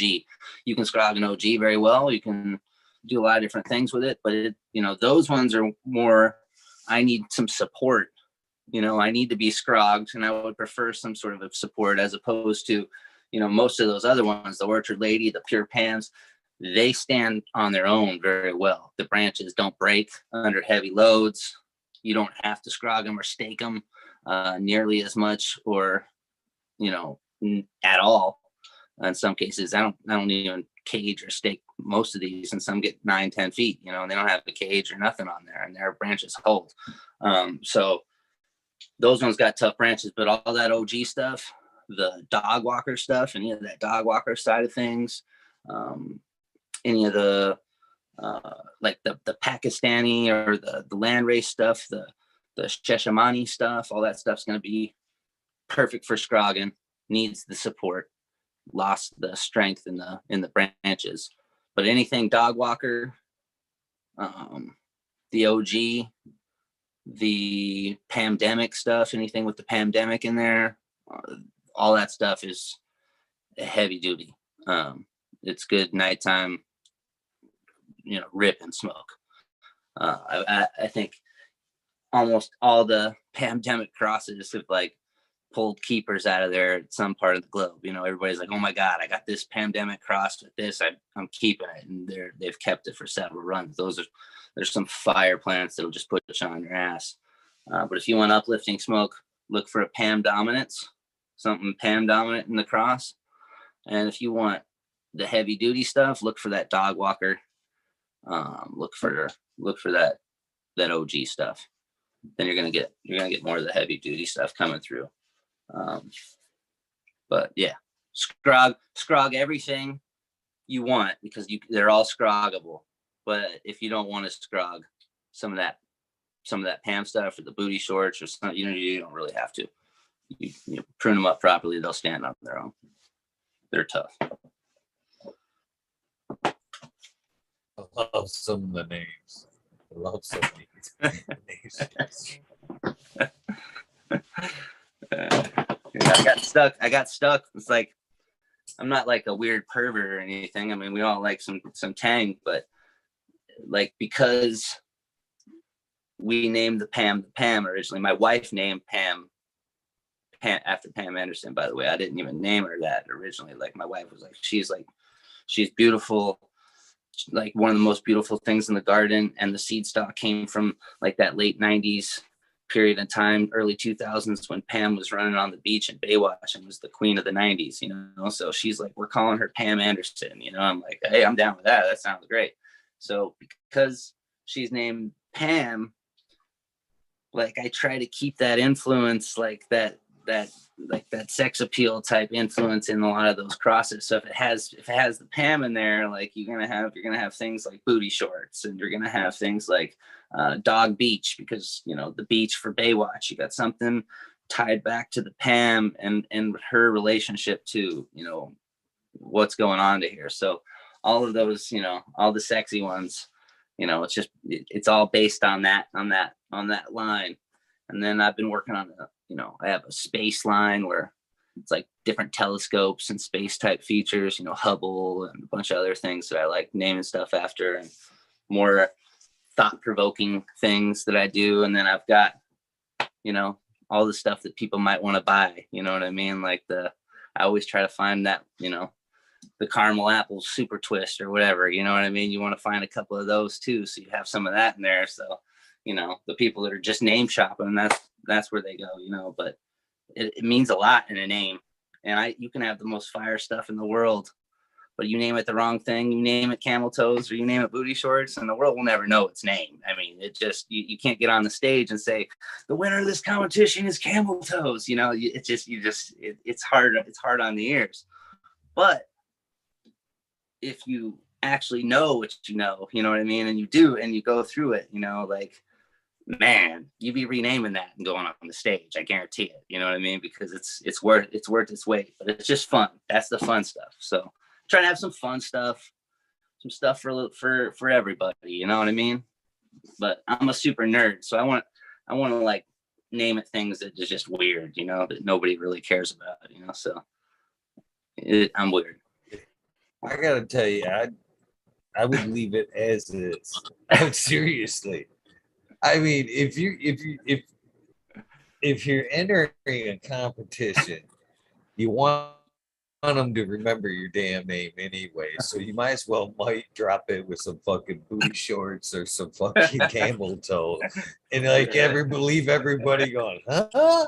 Yeah, that's right. That's right. Remember it and smoke it. You'll remember both the name and the can. Yeah.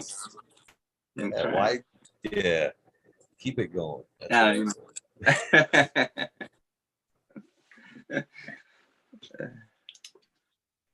completely agree about the butt shape too. The golf ball and the pine cone, or the pine trees there. Yeah. It's just easier to trim. It looks better in the end. Like you said, I've heard lots of guys like, oh, I grew this massive bud. I'm gonna just keep it like this. I'm gonna drive. Why? You're gonna be lucky if you get to smoke that thing in the end. And if nobody, you know what I mean. If you're lucky, that thing gonna mold or whatever. You're good. And if you're gonna try to sell, pass that on to a patient, nobody's gonna want that lumber right through the middle of that thing, anywho. So you got to chop it down anyway. If you got any kind of decency, you chop it down, and then you got all those like misshapen kind of bud shapes because they've all tried to grow together. Yeah, why not have the the pretty golf balls? Yeah, I love that. Yeah. Nugs will travel. Those nugs, those little golf balls too, man. You put those in a bag or in a jar, and they're tough, little durable little SOBs. You know what I mean? They'll last a little time on the shelf. They'll move around in a bag. They'll hang out. But yeah, I hate more than hanging up a bunch of big buds and having just rot in the middle of like freaking cola. You know what I mean? During the stuff, that's just the worst thing. And then all the smashed buds because they grow all together, just like you're saying. Like you get all the smashed hairs and the smashed friggin' bracts and all that crap that's just in there, just mashed together. It just looks horrible. It's like, yeah, I'd much rather have those golf balls, maybe, for sure.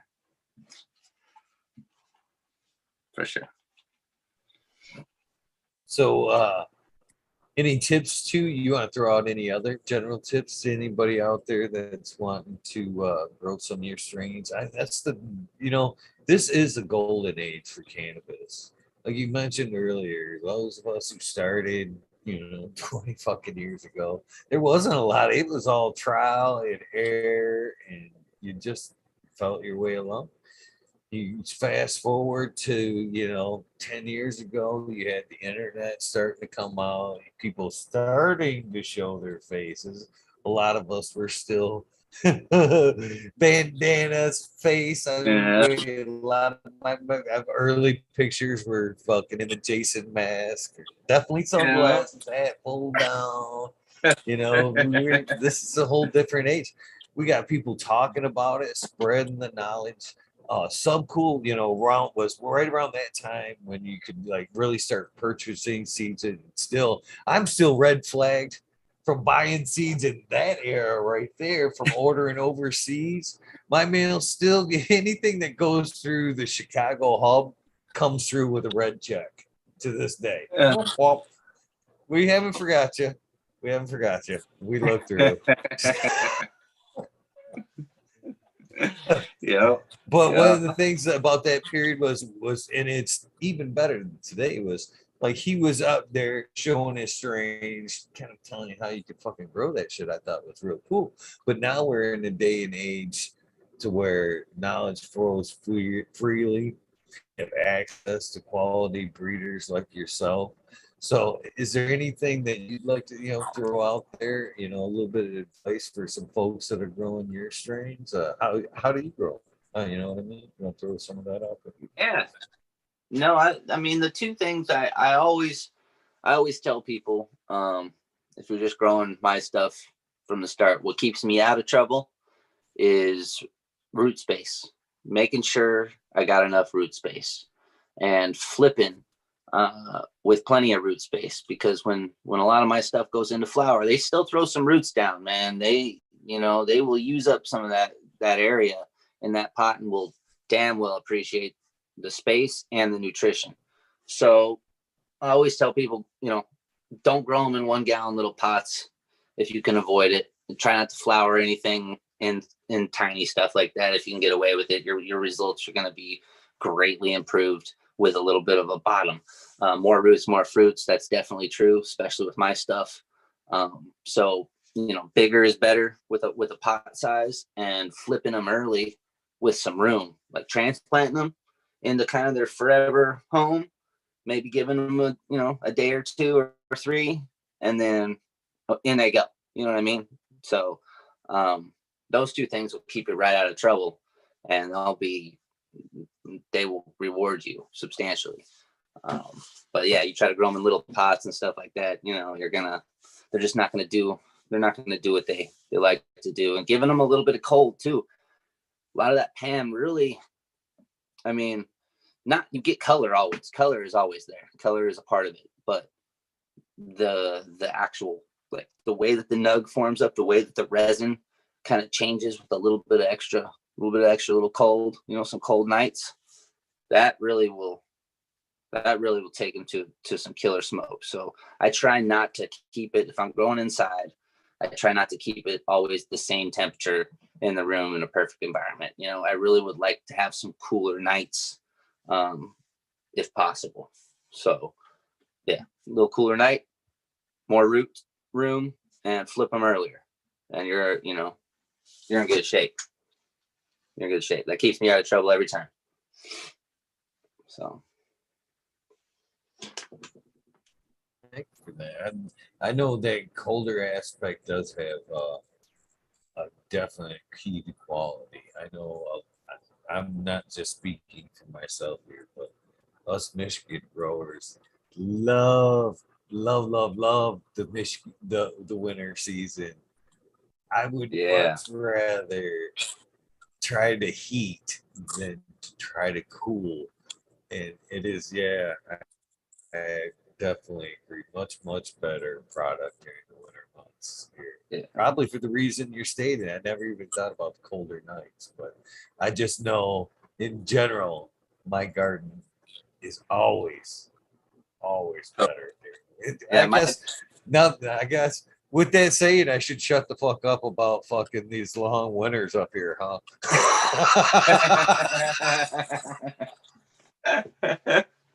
Totally. You pile on a couple months, Hell yeah. Keep it coming. That's great. I love it. No, that's like up here too, like in NorCal, and right now, actually, like that first crop, the traditional full term crop, you know, the ones everybody's pulling down, and you know, first week of October, second week of October, or whatever. That's always a good crop. But if you did a succession planting, you know what I mean, and you got stuff coming into flower in the November period of time around here or up north and stuff like that, that's always my favorite smoke. That one is the one that, for whatever reason, those are my jars. You know what I mean? Like for those are those colder nights. They go through a little bit more of that you know, in the outdoor spectrum. And for whatever reason, that second crop, that staggered crop, is always, that's my jar crop. You know, I love that. I love that. They're completely different. You can look at the pan one way. You can look at it in that different, just that different time frame, that month difference. And I mean, it's crazy how different, you know, the formations are. It's really cool.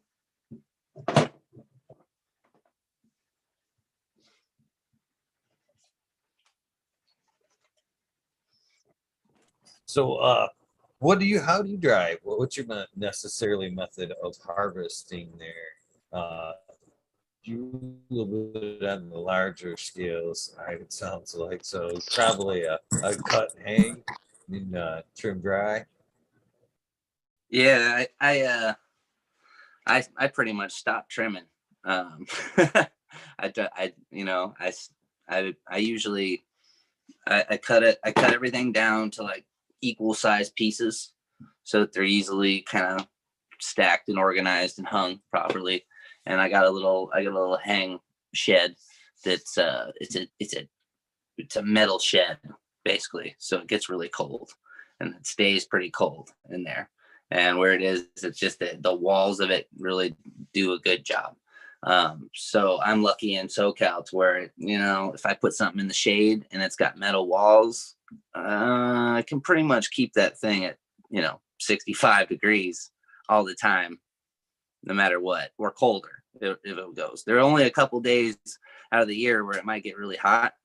Oh, I got to turn that back on. But yeah, I can get away with that. So I don't need to have a lot of the dehues or the ACs and stuff unless we're doing big rooms and stuff. And then you got to have AC. So, you know, once you have AC and you got dehumidifiers and stuff, you gotta, you know, you got a whole nother game, and you can just dial it in at 60 and 55 and 55, 60 and 60. You know, you can be cute and get, you know, 58s and get these cute numbers in there or whatever.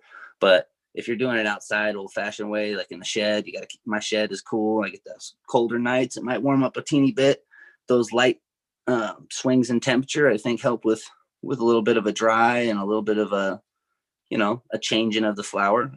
And once they're hung in there, I try to hang them as long as possible until they're actually dry to where that stem is snapping and they're almost like too dry to where I'm like, oh, you know, they're to that point. And then once they're there, I'll trim them up. You should be able to finger. And let me turn this back on here so that we can get the live action rolling. But I try to where are you? There we are.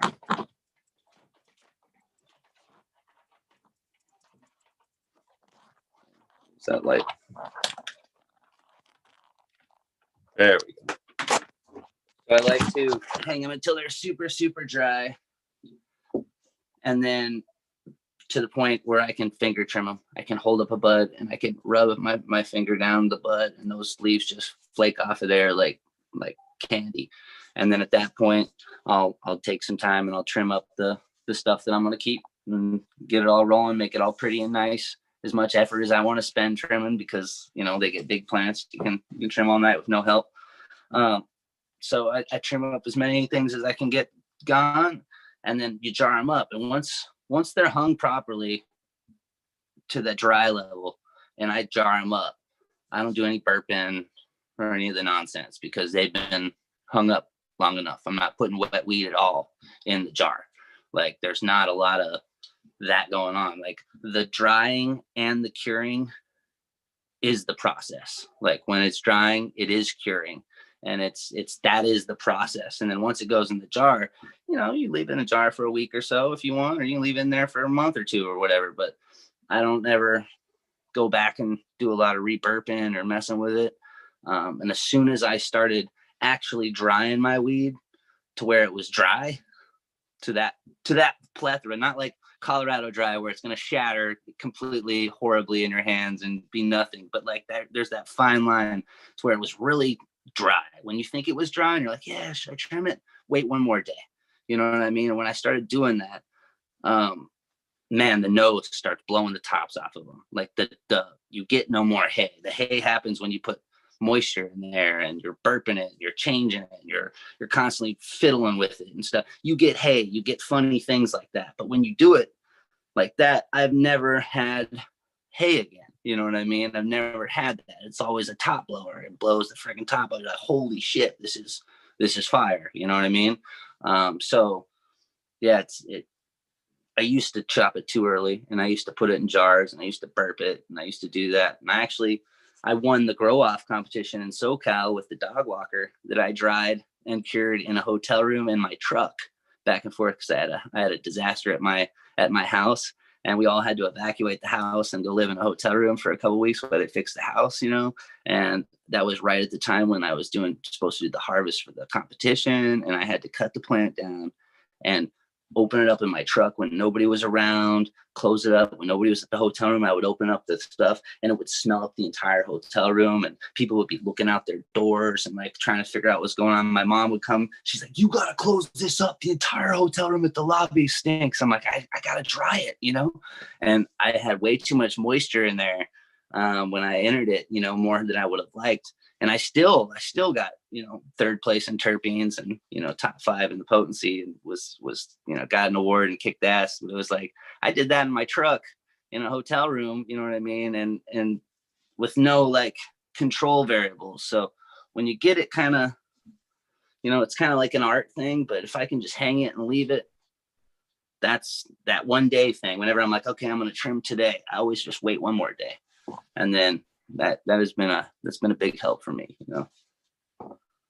And then I usually just bin it up in a big bin, and I stop trimming. And then whenever I need something, I'll trim it on site. Like I'm like, oh shit, I need it out, so I'm gonna take a handful of weed to my dad or whatever. I'll throw it in the trim bin. I'll just trim it up really quick and rough and make it, you know, perfect. But sitting in that bin with those extra leaves on there, untrimmed, protects those plants. You know, it protects those flowers a little bit and keeps them really sharp. So then when I finger trim, they're like beautiful nugs and they'll last a long time, a little preserve type factor, you know. But it's climate specific, you know. You can't do that everywhere, you know. So you get lucky, you know, certain places. So I'm sure you probably make yourself a little bit of hash, no? Yeah. Heck yeah. I'm a flower and I'm a joint and a pipe smoker first, but yeah, we make hash. We make, you know, I make some dabs and, you know, rosin and dry sifts and, you know, bubble hash. If I can get it to press it all the way, if I can do all the steps, like, and not be lazy, like wash it, press it, and then like go there, like just those 2 big steps are hard enough for me. You know what I mean? I usually will wash it, and then it never gets any farther than that. And sometimes I'll press a little bit. I'll just use the hack. It should. Yeah. It should. There you go. It shouldn't make it past that. God damn it. It should make it to the pressing stage. Bubble is just fine by itself. Wiry Salute to you, dude. Breaks my heart. Really. Just the steps, yeah. And then it's like I feel like I'm wasting so much more too. It's like, man, I already just took my harvest and fucking just cut its fucking nuts off. You know what I mean? And now I'm gonna take that and I'm gonna cut its nuts off. You know what I mean? It's like, nah, man, nah, can't do it. You know. So, but I, you know, you do what you do. So I ask this of all the breeders that I have on the show is, do you notice, do you separate your like Sensibilia from your seeded bud? during, like, say, the extract phase?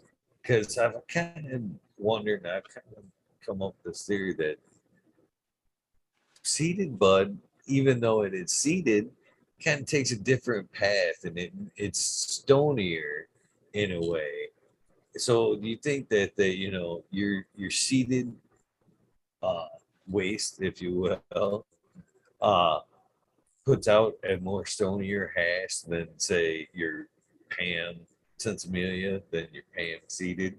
You know what I mean? You know, You yeah, think it's yeah. a little bit stronger? You know, like with the seeded bud. So yes, I agree with you on the seeded bud thing. Like you have this different pathway. It took a different kind of these different principles to it, and it has these other hormones, or it creates these other types of terpenoids or whatever. It does something where it's got to finish its life cycle, so it has a little something to it. You know what I mean? I think that's definitely some truth to that for sure. But when I have seeded stuff, 99% of the time after the seeds are out of it, it's such dust that it just goes in the garden. It just goes in the compost pile, or it just gets thrown on the floor, the floor of the orchard. You know what I mean? Just to become a part of the orchard again, because cannabis is a bioaccumulator plant. So all of the stuff, all my stalks, all my leaves, all my shake, all my trim, all my moldy buds, all the stuff that came from the garden that pulled stuff out of my soil goes back to the garden. Either A, it'll go in the worm bin, B, it goes in the compost pile, or C, it just goes directly onto the ground as mulch. So most of the time, 99% of the time, it's mulch or worm food, no, hands down. And what I'm washing is after I've made my jars I've spent my time and my hands hurt and I'm tired of trimming. I'll be like, all right, that bin, your hash. And then that one gets washed. You know what I mean? And it doesn't matter what it is. If it's seeded or shaky, or if it's got some couple seeds in it or whatever, I'll just treat it all the same. But most of my stuff that I do wash is going to be bud that doesn't have seed in it, just because after I get the seeds out, like I've destroyed it so much. It's so dry. And I know that Rasta Jeff's talked about that too. And other times where it's like when he's done with his seeded stuff, it's just like, it's just trash. There's nothing to it. And, I never heard anybody else other than me say that, because it's just, there's nothing I can do with it at that point. And then I've mutilated it so much that most of the hashes on my hands or on the tool or on that other stuff, it's turned black. And sometimes you can fiddle with that, but yeah, most of the seeded stuff goes back out to the orchard, and then whatever seeds slip by, those are volunteers, man, and they pop up all the time. And I'm like, you can stay, you can go, you can, it's like you constantly got like a local land race, population that's always showing up, so it's pretty funny. You can look at that in two ways: either that you pulverize the bud beyond, recognition, Yeah. or you could say it's a testament to your breeding skills and you had nothing but us left. There's no savable bud.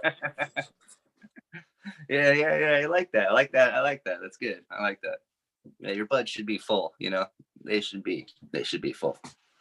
I hate having a bud that you grew for the whole time trying to finish it off, and you open it up and there's 2 seeds in there and it's supposed to be full. And that happens with stems a lot of the time, where they just pollen just wasn't as good, or just didn't get enough of it, or something, you just didn't get as many seeds, for whatever reason. There's just less of it, and I hate that. It's so, yeah, it agitates me. They should be full, many seeds. Smash that bud, just have them pour out of there, and that bud is just barely holding itself together. That's how it should be. Seeds, I can't believe how many seeds you can produce out of one plant. Yeah, some are insane. Some are just like, dude, I grew a bunch of like Khalid Taizane. It's a Reunion Island landrace, right? And I grew a bunch of stuff like that, and I did a bunch of crosses. No other plant have I ever grown has given me more seeds than that thing. you could barely touch it with pollen, and the seeds would be just exploding out of it. Before it was ripe, it would be spitting seeds out. You couldn't touch it without seeds jumping out of it all the time. It was the craziest thing I've ever seen. And in the end, you would have just thousands and thousands out of out of a 2-foot, 3-foot plant, that you just beat the shit out of and cut into it. You would have thousands and thousands of these super tiny seeds, because they were super tiny too. That was another characteristic. They were like half the size of regular seeds, and fully beautiful and tiger striped and perfect, but they were just half the size. But you got 5 times as many. And anything that you bred with that plant, it increased the seeds. And I always told my buddy, I'm like, man, I should keep this thing around to breed it for seed production, because it has this extra thing where if you grew fields of this, like that's a yield of seed, like hemp seed, right? Like you got all these seeds you just never could do anything with out of this thing. They were easy to harvest and the whole deal, but I never enjoyed the smoke, so I never kept that plant. But yeah, I never seen a plant put on as many seeds as it could. But just a regular plant can put on a fuckload of seeds. But yeah, seeds are cool. Myrtle, huh?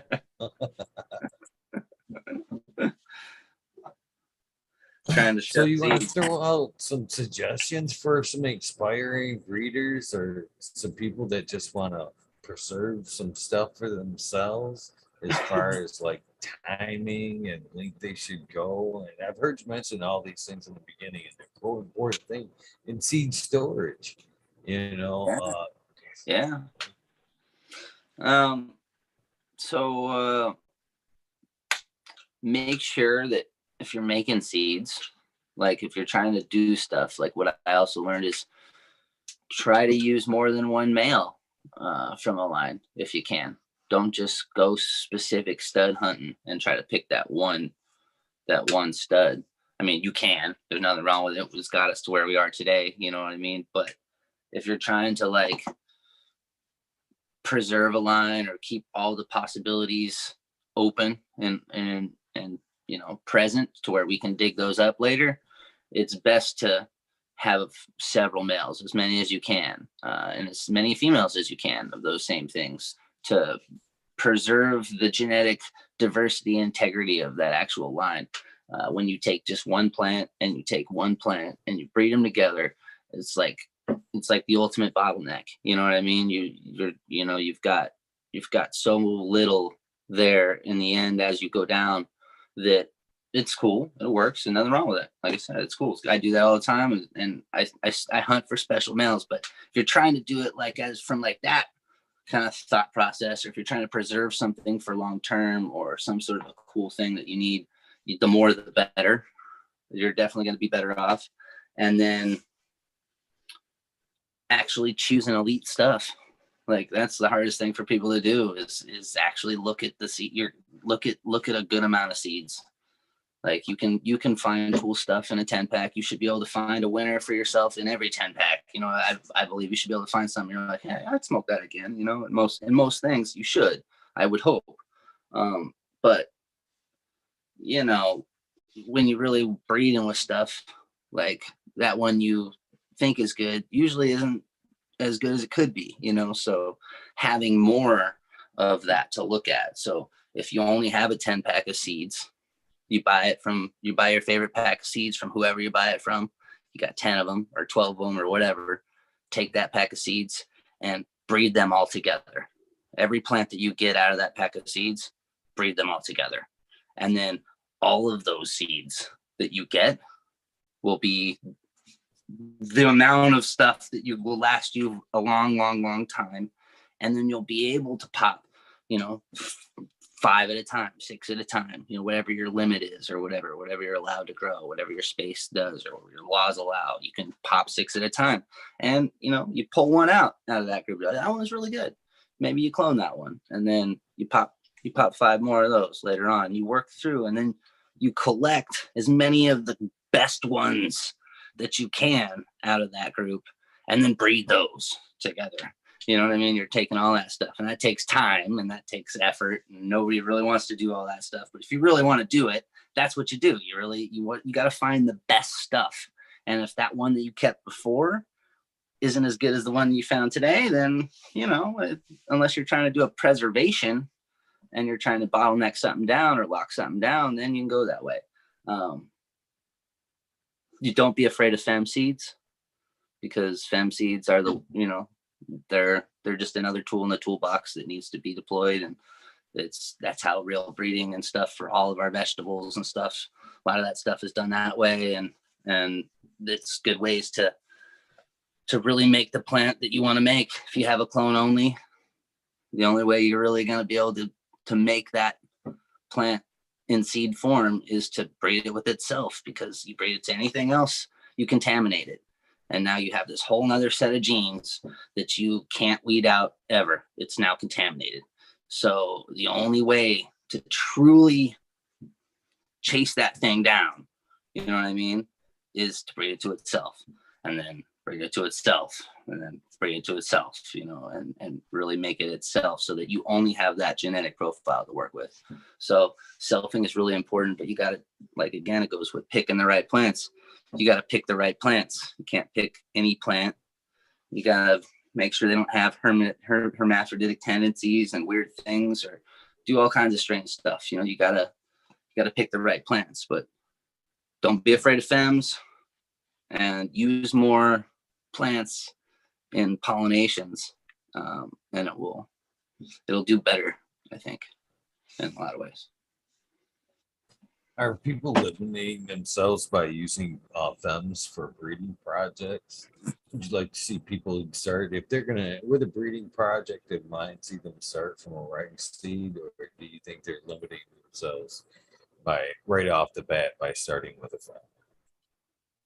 Well, if you ever bred with a chem or an OG, you're breeding with a fem right off the bat, you know, for the most part, because I mean, when they were hermaphroditic, or the sour, you breed with a sour, you breed with a chem, you breed with whatever. Something was a hermaphroditic tendency, had a rogue flower drop, a cookie, you know, you breed with a cookie. Everything has cookies in it. So we're all breeding with fems, you know what I mean, in one way or another, because it was originally a fem, because a fem from hermaphrodite flower is the same pollen that you get from the reverse flower. It's the same exact genetic profile. So all that's different is you're breeding that hermaphroditic trait with that fem seed, because it's prone to do that, you know what I mean? And you're taking that genetic profile with it, you know. But if you've ever bred with a chem, you ever bred with a cookie, you ever bred with an OG, you ever bred with any of that stuff, it all started with a fem anyway. It was already a fem, and then somebody got it and they bred it with something else and whatnot. And,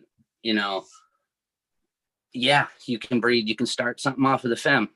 And it's not bad, because, like I said before, if you breed to something else, you've now contaminated the profile. The genes are now two genes. You have foreign material entering the plant that you want, or the stuff that you want. Now you're trying to find a partner to breed it with, or cross it with, unless you're trying to do that, where you're trying to find the best features of this plant and this plant. But if you're trying to, you know, like, preserve a plant or hold on to a plant or make an OG in a seed form, you know, yeah, fems are cool.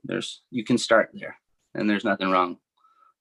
It's just when we started in, you know, back in the day in closets with no help and no education, and just a bunch of stoners trying to figure it out and being pioneers of the game, couldn't really talk to anybody about any of it, you know. So all we could do is just, you know, go from what we saw. And sometimes, you know, when those things happen, we just assume that they're bad, but they're not bad when they're done, you know, with the proper techniques, you know. And actually, to create something, it's almost even better to do it that way, you know, with just fem stock, you know.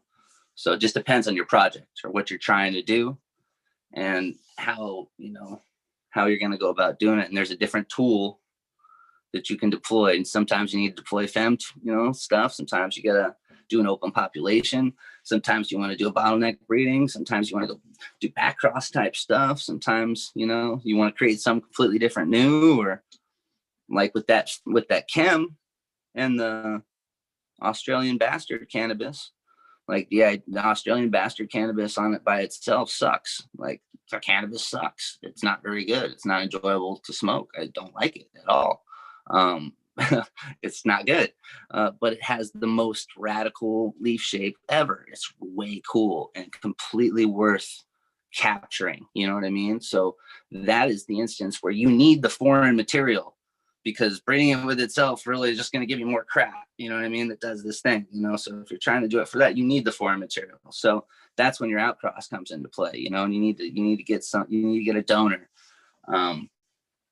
to do that. And then there's a million different ways you can do that. Like, is your donor a true F1 hybrid? Was it a worked line? You know, because the only way you're really going to get a true F1 is having two inbred lines come together to make a true F1. Otherwise, you're just throwing shit back and forth. So, you know, any aspiring breeders, like, don't be afraid to like spend a couple of years on something and then throw it in the trash, you know, or spend a few years on it and then be proud to release it, because it takes a lot of time just to kind of go through them all and like really look at it and be able to figure it out and navigate, you know. What's going to change the world? Like I said, you know, what's going to change it, you know? So I can't help but wonder, as we're pushing, you know, legalization across the board, is Mr. Trees ready for like big time cannabis, or will you concentrate more on, you know, being that boutique fire guy? Because most of us, you know, that's what we're looking for. You know, I'm myself included. I don't give a shit what everybody's talking about. I want everybody, you know, I want to bring to the table what you'll be talking about after I leave, or Yeah. fucking down the road sometime. And that's only going to come with the boutique shit. You know, the guys that are like throwing that shit about, yeah, everybody have it. I 10 million seeds. Marlboro's growing it. Fucking, you know what I mean? Damn, Fuck, man. like, You got so drones what, spraying pesticides and shit, you know? you know, I get it. I get it. You know, but is it in the morals? Is it in the cards? Would you prefer to, you know, stick to the fire and, you know, keep Yeah. to us smaller guys that are, you know, serious about it? Or I guess, you know, it's not a bad thing. Is scaling up necessarily that bad of a thing? Could it risk quality or all that down the road? Or is it just the fear of, I like kind of way, I like the way Mean Gene kind of limits things a little bit. You know what I mean? And even though it's good, it keeps it in the want. You either got it, then when it's re-released, it still holds its value, I guess. So I don't know. I'm talking too much. You tell me what's the plan? Man, we need all pieces to the puzzle, you know what I mean? We need that commercial stuff for the people who, you know, don't have a ton of money, who don't care, you know, the my dads of the world who just want to spend as cheap a dollar as he can and buy whatever that, you know, with the most he can get for that, you know. And then there's going to be like the real heads who like have the fire, and man, that's where it is. I don't care. And I help people with fruit trees, and I do, you know, help with fairly big stuff and all types of plant, you know, status. But yeah, once you start getting too big in numbers and you start hiring people that aren't your eyes or your, you know, your personal blood trained or whatever, you know what I mean? Like as soon as you get more eyes than you on there and it gets so big to where you can't put your hands on each plant, then you are now you're gonna lose something. You're gonna lose the relationship with the plant. You're gonna lose that thing that makes it the fire. You know what I mean? If you can grow the fire. But I think that we need it. We need the commercial stuff. We gotta have it pumped out there. We need to have more people smoking, the better. I think the more access to it, the better it's all gonna be worldwide, period. I don't really care. But I always do think the dudes with the fire are going to be able to freaking control any table that they want to and do whatever the hell they need to because they got the fire, you know, and they, you know, the Mean Genes of the world, that's where you want to be. You want to have people, like you said, man, you want to bring that jar to the table and have people talk about it long after you're gone, or that be the jar that empties first, you know, and that's the thing, you know, put them all out there. Which jar is empty? That's the one. That's the one you want, you know, right there. I don't care. Throw all that shit in the garbage. You know, I don't care how good it is. That's the one you want, you know. So yeah, we need it. But I'm always staying boutique. I wanna help the little guy. And that's what I do with my fruit tree business. I go to people's houses, personable.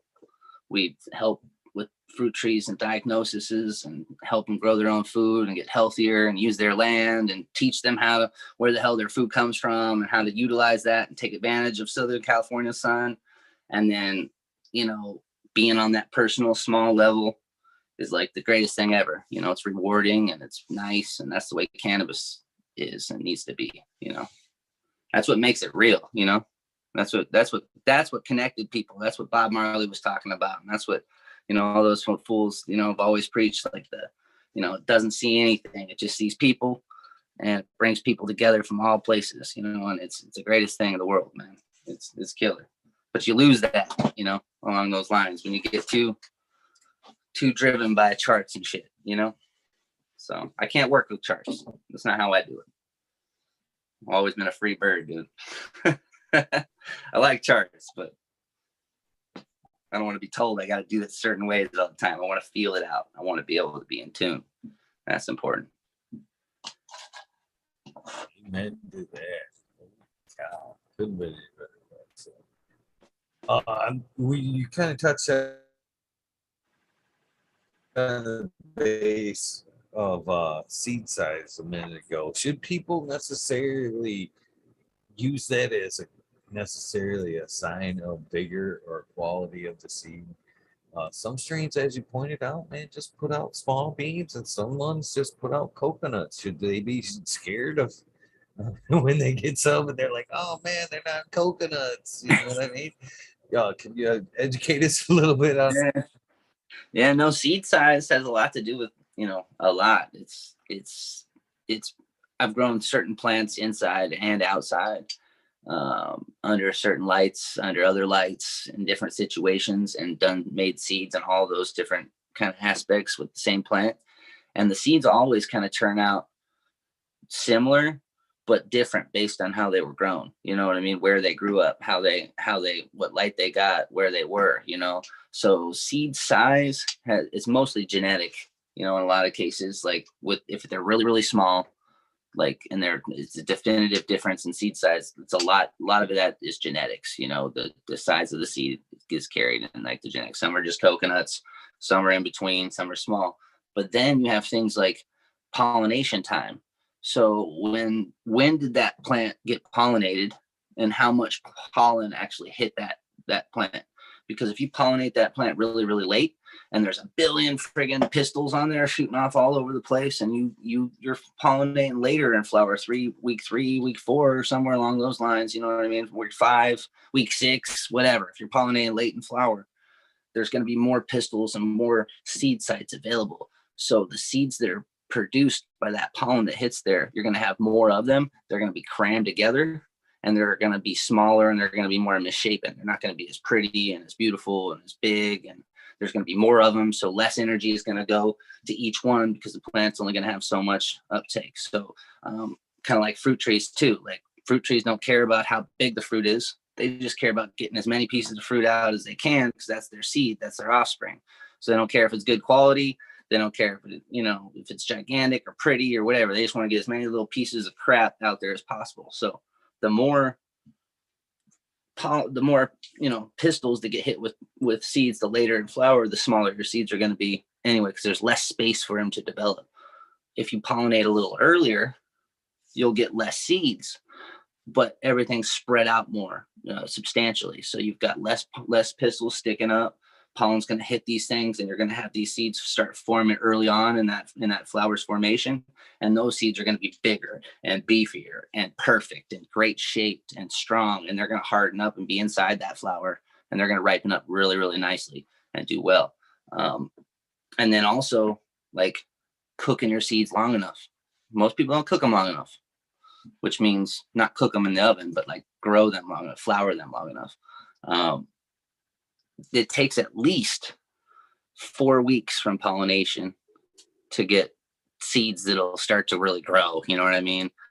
But really, you know, if you push into 6 weeks or 7 weeks, or even farther in some cases, if your buds aren't rotten and stuff, if you can go as long as possible, the longer you go, the better your seeds are going to be, the darker they're going to be. That's what you always want to look for in all seed varieties, with the exception of Freak Show and a couple other ones that their shell kind of shucks off of there a little easier, you know, when they go. But I'd say most all cannabis stuff has, the darker the seed, the more mature it got, and the darker brown, the better.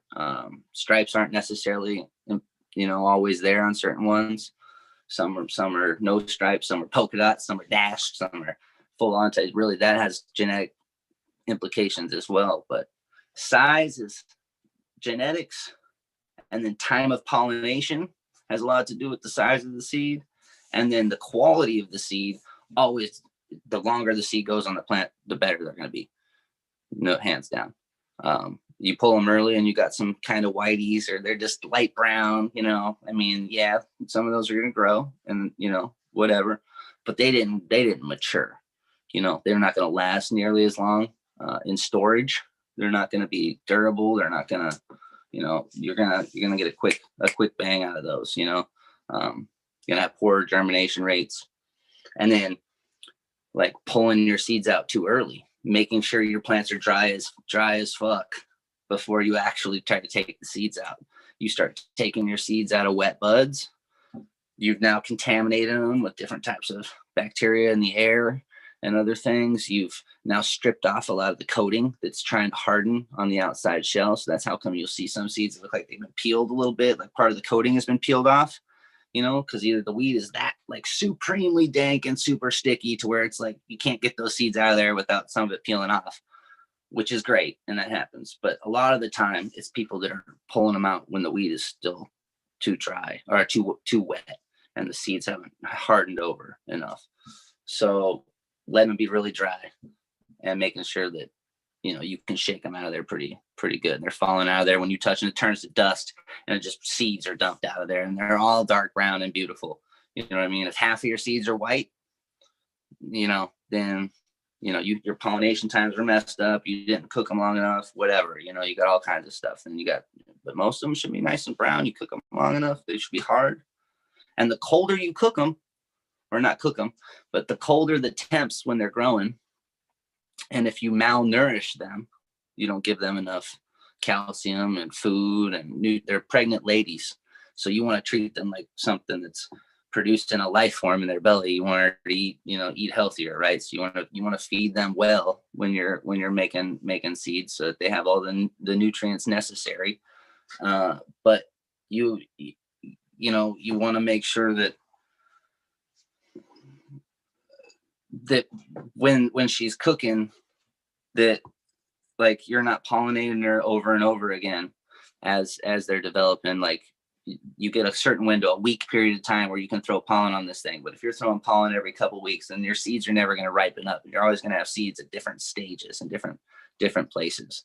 So getting in and getting out with your pollen is good. Nourishing them. And where I was going with that is if you malnourish your seeds, then your shells get really hard and they have a hard time cracking. You get really hard shells and they're too thick, and that little embryo has a hard time cracking through there. So proper nutrition with your seeds and good temperatures and stuff helps them not have too thick of a shell so that they, do what they do.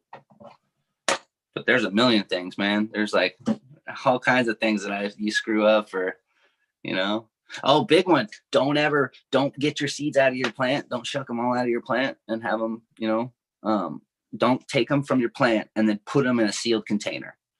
Like, never do that. No matter how dry it is. Like, I would just let them sit out for at least 5 days or a week or something like that before you you bagged them up or jarred them up or did any stuff like that. So you give them a little dry time, a little one-on-one dry time once they're out of the plant. If you pack them up too early, sometimes you'll open that seed, you'll put those in the dark. And if you don't put them under cold right away, or you just put them in room temperature in your little seed spot, or you store them someplace, you'll open that thing up and they'll all be all fuzzy and moldy and messed up because you packed them away too soon. So keep them out, let them dry out a little bit. That'll save a batch. Another thing I guess I want to ask about that is necessarily proper storage after that point, as far as making sure after you've got them off the bud like that, is making sure there's no husks in there as well that might suck up some moisture, hold it when you do cap them seeds off, cause a little bit of problem later. Is that something like that? Yeah, so like I find that if you're putting them in the cold, under cold storage, you know, in the fridge or whatever, yeah, you don't want any of the husks or anything. You want them pretty clean, because those things will, they'll collect moisture and they'll mess you up a little bit.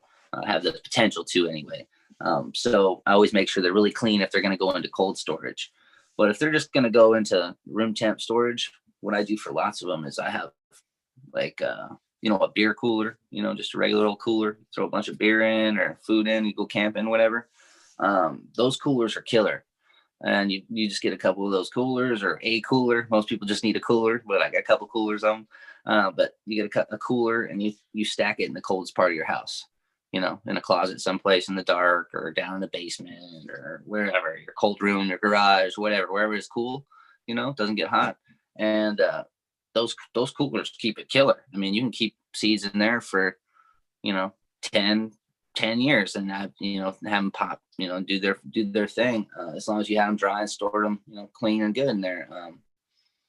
I like that because you can get out, you can open it up, you can go through your seed collection, you can look at them, you can pull out stuff for people to give them away or whatever, and you're not constantly opening up your fridge, taking out your fridge, messing with condensation and fiddling around with stuff like that. So I prefer to keep most things in my coolers so that they're ready to go, and that keeps them cool. You put a cooler and how cool it stays, it keeps things cold as it is. You know what I mean? You just put it in a cold area of the house. Inside that cooler, it's dark, it's dry, and it's cold. It's designed to stay cold.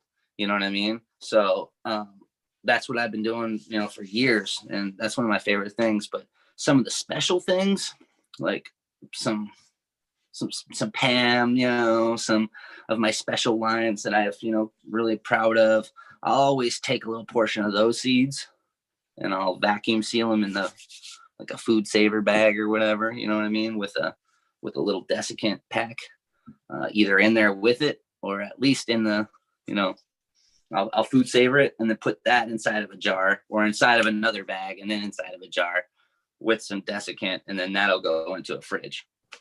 And that stays in the fridge for, longer. And I don't have to really worry about that as much, every, 10 years or 5 years, I could kind of pull them out if I wanted to, but really every few years I pull out the stuff in my cooler anyway, and I'll recycle a bunch of it and I'll remake it, or I'll go through the seed stock and make sure it pops and I can grow some of it out, remake some of it or whatever, just to kind of keep it fresh. But the coolers, man, is easy. And mess them up real quick. It's the best way in the world. You can throw them in a regular old Ziploc baggie. You know what I mean? And instead of writing on the baggie, pro tip right here, dude, if you're doing baggies, right?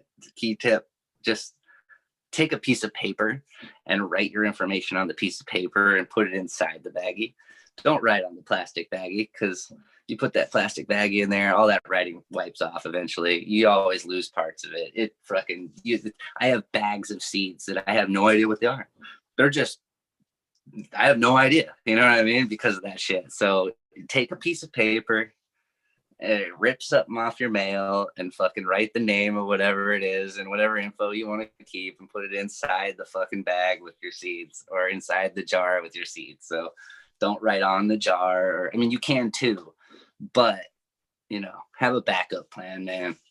You forget what you do. So true. And that is such a good pro tip. It is a pro tip right there. For me, man, it's never been that like a huge scale, like seed hunt type thing. But for me, it like I've got dew tubes full of seeds that I did that on. I'd like, oh, this is and now it's like, what in the hell is that? No. Oh man. You'll never grow them because you don't know what they are, you know? It just, you know, it sucks. It sucks. Yeah. Too many times, man, has that bitten me, man. So, yeah. Little tips like that, I swear to God, it's like out of anything, it's like the stupidest little things. I'm like, oh my God, I should do that, you know? It's like, it makes so much sense, you know? Somebody doesn't do that and they're forgetting that's going to change somebody's world, you know? So it's silly, but it just saves so much time. So what are you besides cannabis? What are your second and third? What it be, you know, things you like to do? You know,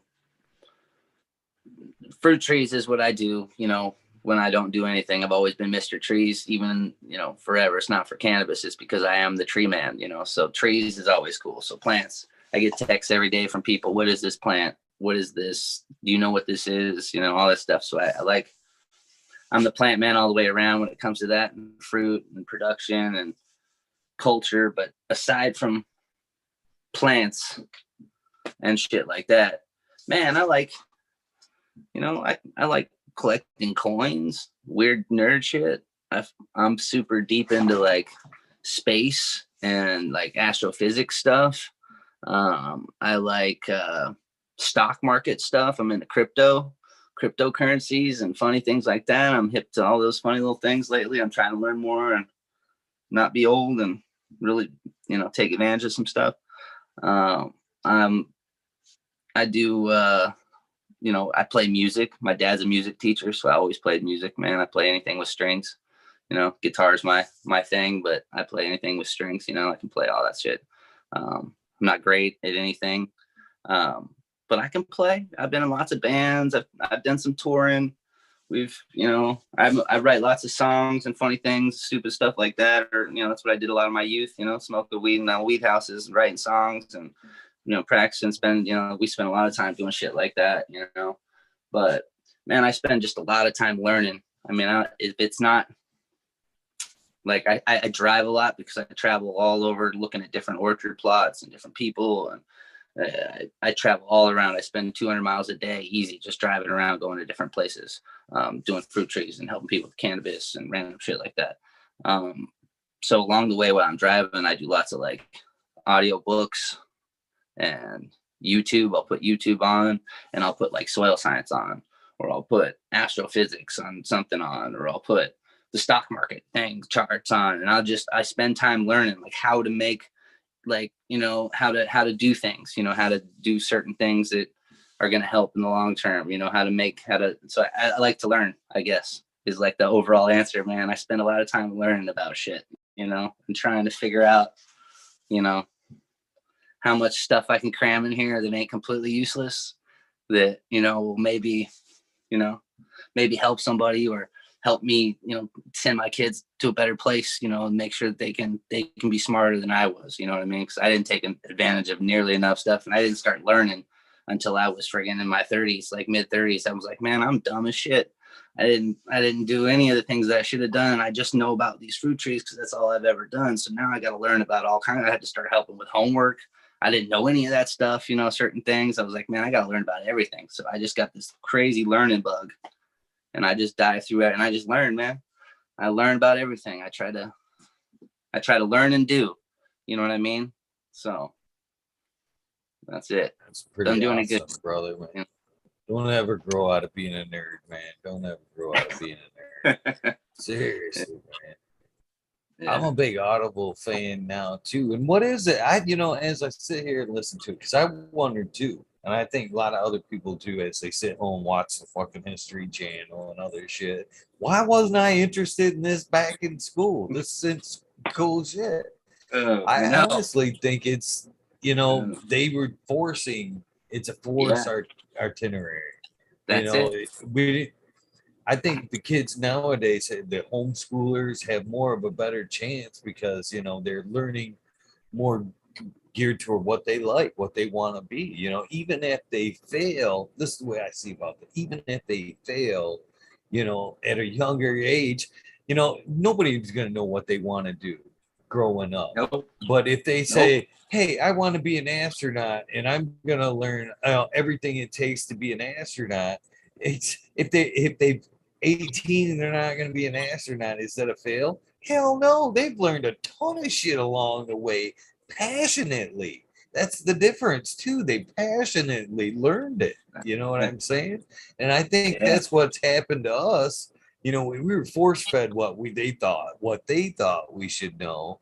And then when we get to be our age, we go, well, this is what I want to know. And we dive in fucking both feet in the shit. Totally, dude. It's like, I can't believe it. Like, so much useful shit that they should have been teaching us. You know what I mean? That, like, I talk about with people with fruit trees, and like practical things that we should just know as like human beings. You know what I mean? It's like, it was the forced, like, you must know this. Like, still to this fucking day, I've never used algebra or anything like it. I've never written down an equation or anything like that and tried to do it in that aspect. And I know there are reasons for it, but like, there was so much effort and emphasis placed on certain things like that. We're just like, we could have been learning something else that really would have been more practical, or for the majority. And then, it's just so silly, man. It just, learning is the wrong way in school. I was never good at it, but I'm a great learner. It's so weird. You know what I mean? Like, I would have been a great student had options instead of like,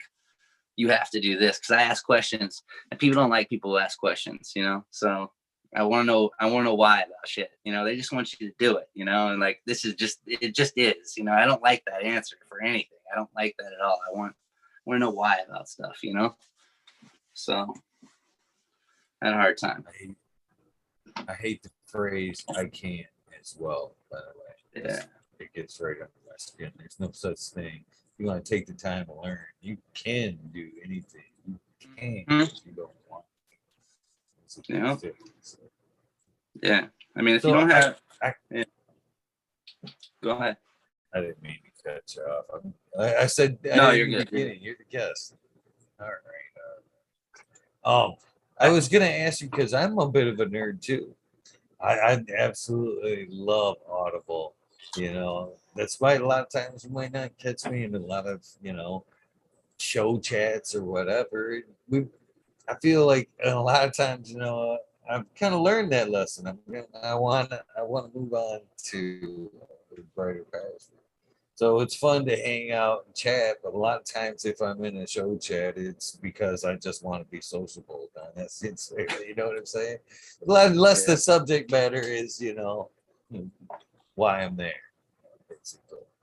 But I was listening to a book, Botany and Desire, and because you're a fruit tree guy, I want to ask you about the beginning. They talk about apples. The first plant they talk about is an apple tree. So is it true? But it's got to be true what they say. But in there they talk about if Johnny wouldn't have stepped in, basically, nature would have us. We wouldn't even have one different apple. You know what I mean? We had to step in to stabilize, because the possibilities of just letting them go, each apple would be different. We'd never notice the same trees. Is that true? Yeah, man.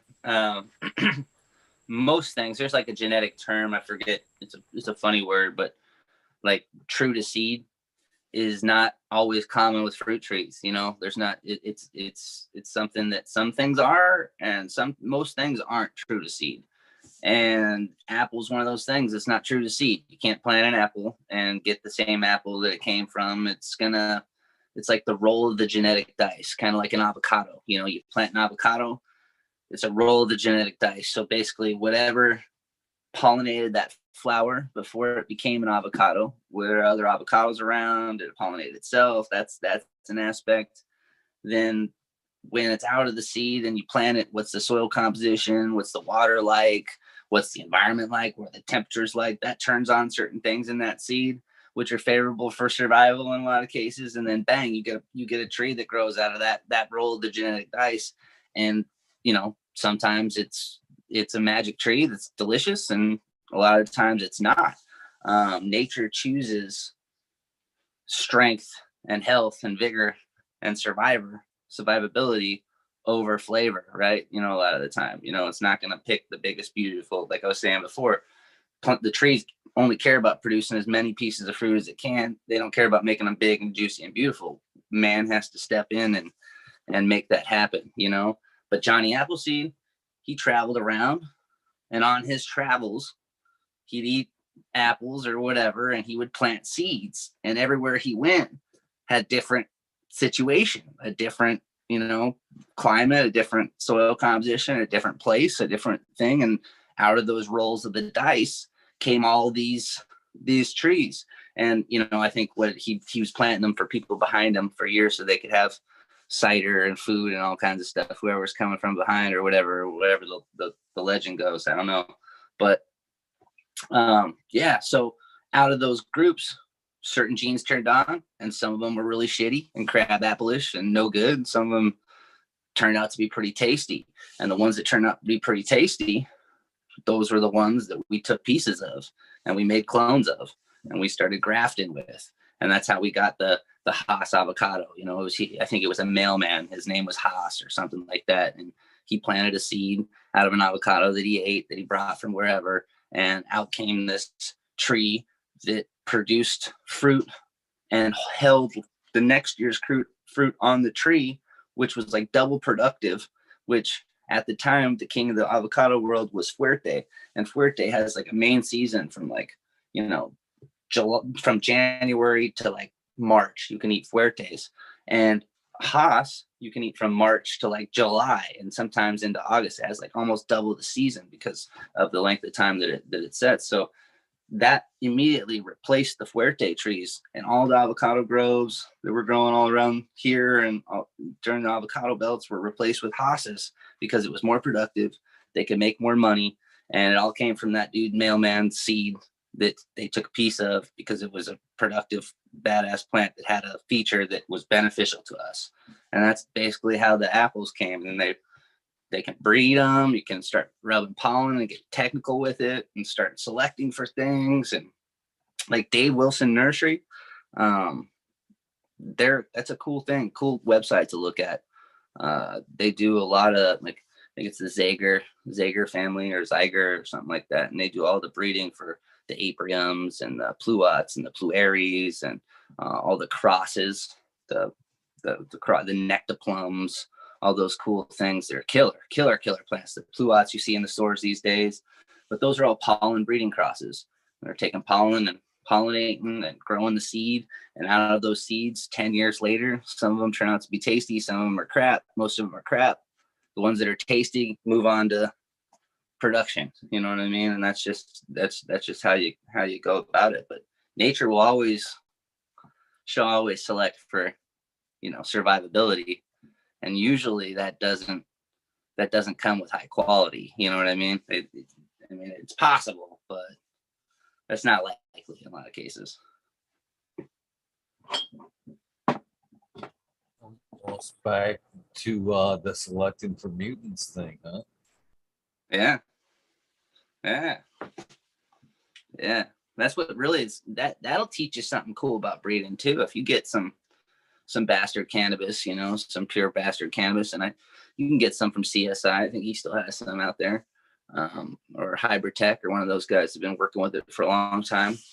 But yeah, you get something pure like that, and then you cross it to your favorite thing, and then you got to go through that population. You got to breed it. You got to go through that breeding process. So it makes you be a breeder, makes you do an open pollination, so where you're capturing the genetic pool, because you don't want some of those plants that you have there might not have that trait as easily accessed. You got to do them all. So you grow, and then you got to do selection on all those mutants, and that teaches you a lot. Just like looking for the mutant leaves when they sprout, you're like, oh, cool, and you can kill all the rest of them, and then you only got mutants left. Then you can work. But it teaches you a lot really quick to be able to see it. Just blindly crossing this plant and this plant, they look the same. They're already polyhybrids. it's just the swirling of the friggin' wine glass. You know what I mean? You're not going to see a lot, you know, it's hard to see it a lot that way. You know, you got to do the work.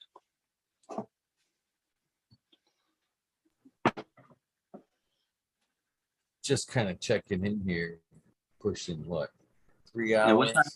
what time is it? I got, you know, I'll smoke this last bowl. And if there are any other questions or anything out there, I'll answer a couple more. But yeah, I'm out of weed, so we're gonna have to. I've got to go get some more weed. I'm gonna have to go get some more weed. Or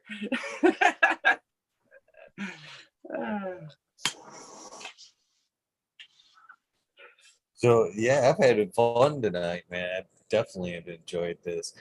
I did, you know, I don't do this with my questions. I come to the table just as raw as this can possibly be. Seriously. That's good, man. No, that's the only way to be, bro. You got to shoot from the hip, dude. That's the only way to be.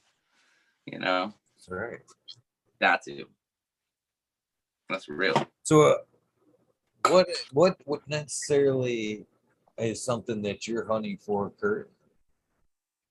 What is there something out there that the thing I'm most excited you mentioned for the dead body kind of thing, but what else is that? Yeah.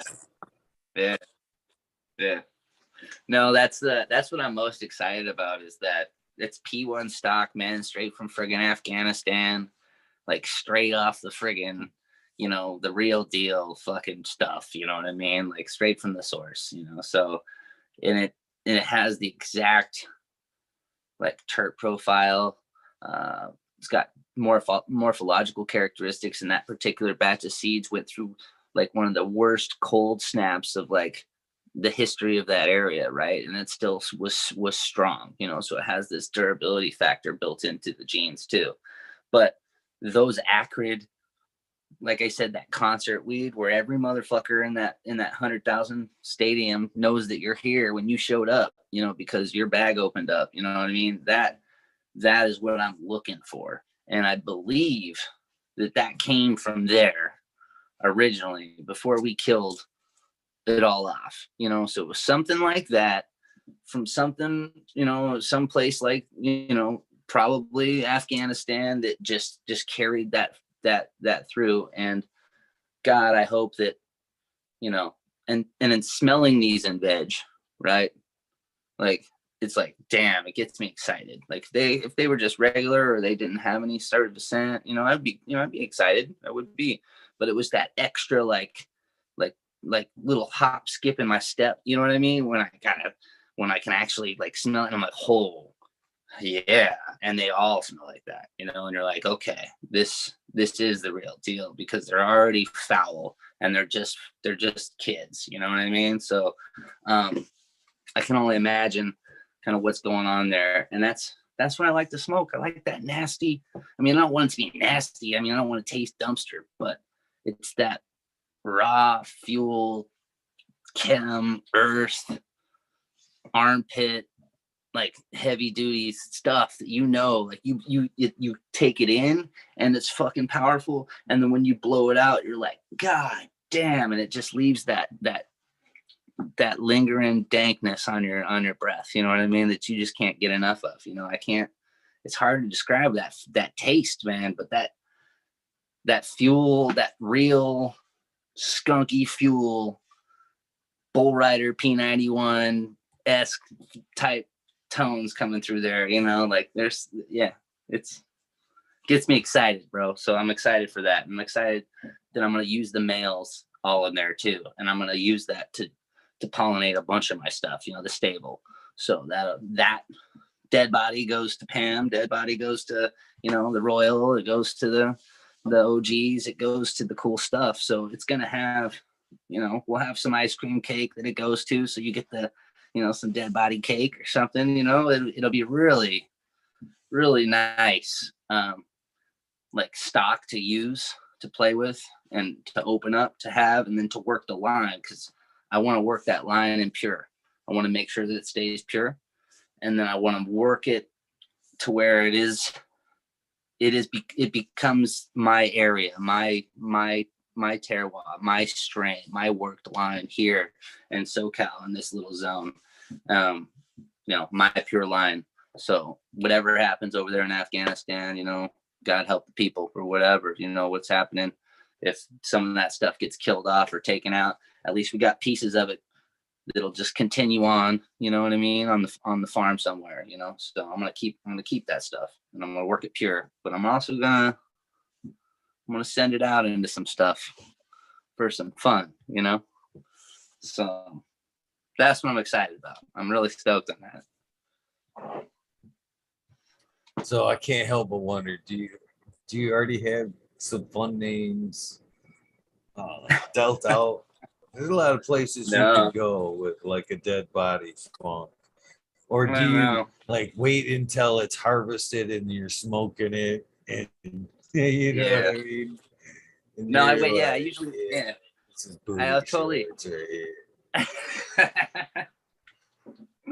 Yeah, that's it. No, like booty shorts. I named booty shorts when I was harvesting it, and I cut off all the fan leaves on booty shorts, and all the pine cone buds that were on the ones that I was keeping had like this really sweet looking little uptick like thing with the sugar leaves, the way that it was just sitting, and it looked like just a fine little rear end, that was just perked up by these little short things. I'm like, oh man, look at those booty shorts on that legs, because she's got long legs, that really long legs, and it has all these little things, and just like this is little, it was perfect name, but most of the time I wait for somebody to tell me what it reminds them of, or I'll be sitting there and I'll be like, oh shit, that's nasty, like that's a good one. Bacon dog's one of my favorite ones, that's just too easy and it just does it good, and I like that. But there's a couple of them that they got to come to you when you're smoking them or playing with them. I don't try to think about it beforehand, because there's so many projects that I've done that I'll never release some of them. They just, you lose traction, or you didn't like what happened, or whatever. So when they come out good, then I start looking for names for them.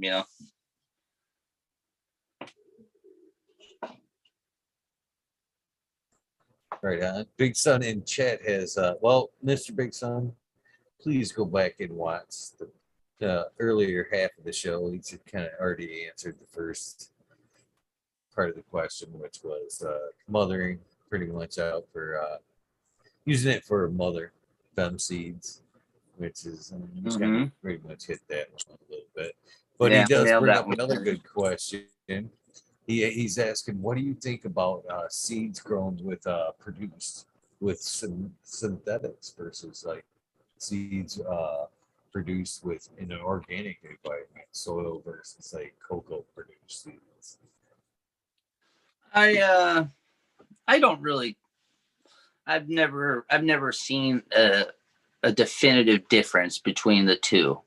I think the sun makes the most difference out of anything, like were they made under the sun or were they made under lights? You know what I mean? I think that has a lot to do with it. And if the plant was well fed, I don't think that the synthetics and the organics is gonna like affect the overall extreme quality of the seed, in the end. Now I would prefer, out of like pure gut and like mantra and feeling and just who I am in general, I believe that a organically derived, seed with healthy, good ingredients, you know what I mean? The wholesome ingredients, just like I said before with the pregnant lady, you want her to eat nice, healthy, good, wholesome ingredients and fruits and vegetables that are really good for her. You don't want her eating a bunch of chemical garbage and stuff like that. I'd rather it that way for the production of the seed or the baby. So I believe that the relationships that the fungi and the bacteria and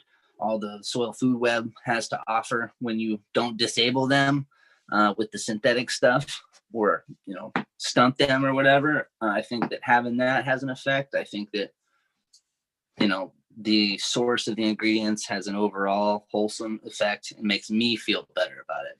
But as a scientific standpoint, if you were really scientific about it and were a pro and wanted to grow with science, 100% technology, the way that it goes, like a lettuce or whatever, and you're gonna test sap, and you're gonna take those necessary soil samples and do those things so that you can really dial in a nutrition level to peak performance, then I would say, hell, that's fine. You're not going to see any difference there, because we are smart, and there is some shit we can do with synthetics, and it's not bad. But just as like a wholesome, better energy idea of, I think that eating a piece of fruit for us as we eat the piece of fruit, our body recognizes that piece of fruit better than it would recognize a multivitamin or something like that was pressed and made in a laboratory. I think that we might lose parts of that, in a certain case. So I don't know if that breeds true, but I would rather it always be organic. I buy organic vegetables if I ever buy them. I grow organic foods and stuff if I would ever choose to. So naturally, I'm going to always do my seeds that way too. But, science is a beautiful thing. And if I was laying on a table and I was going to die, and they're like, we got to shoot you up with this crazy stuff, or you're out of here, I'd be like, shoot me up with any crazy shit you got, dude, because I want to use it, man. So the tool is there. I'm good with it, so yeah, I don't see a difference, but I think it's better the other way around. So from a guy that has a strain, few fun strains, one of them being the booty shorts there, which I fucking love. Yeah, I get to ask this question for Iceni, and they want to know, does Pam prefer to be bred with just large males?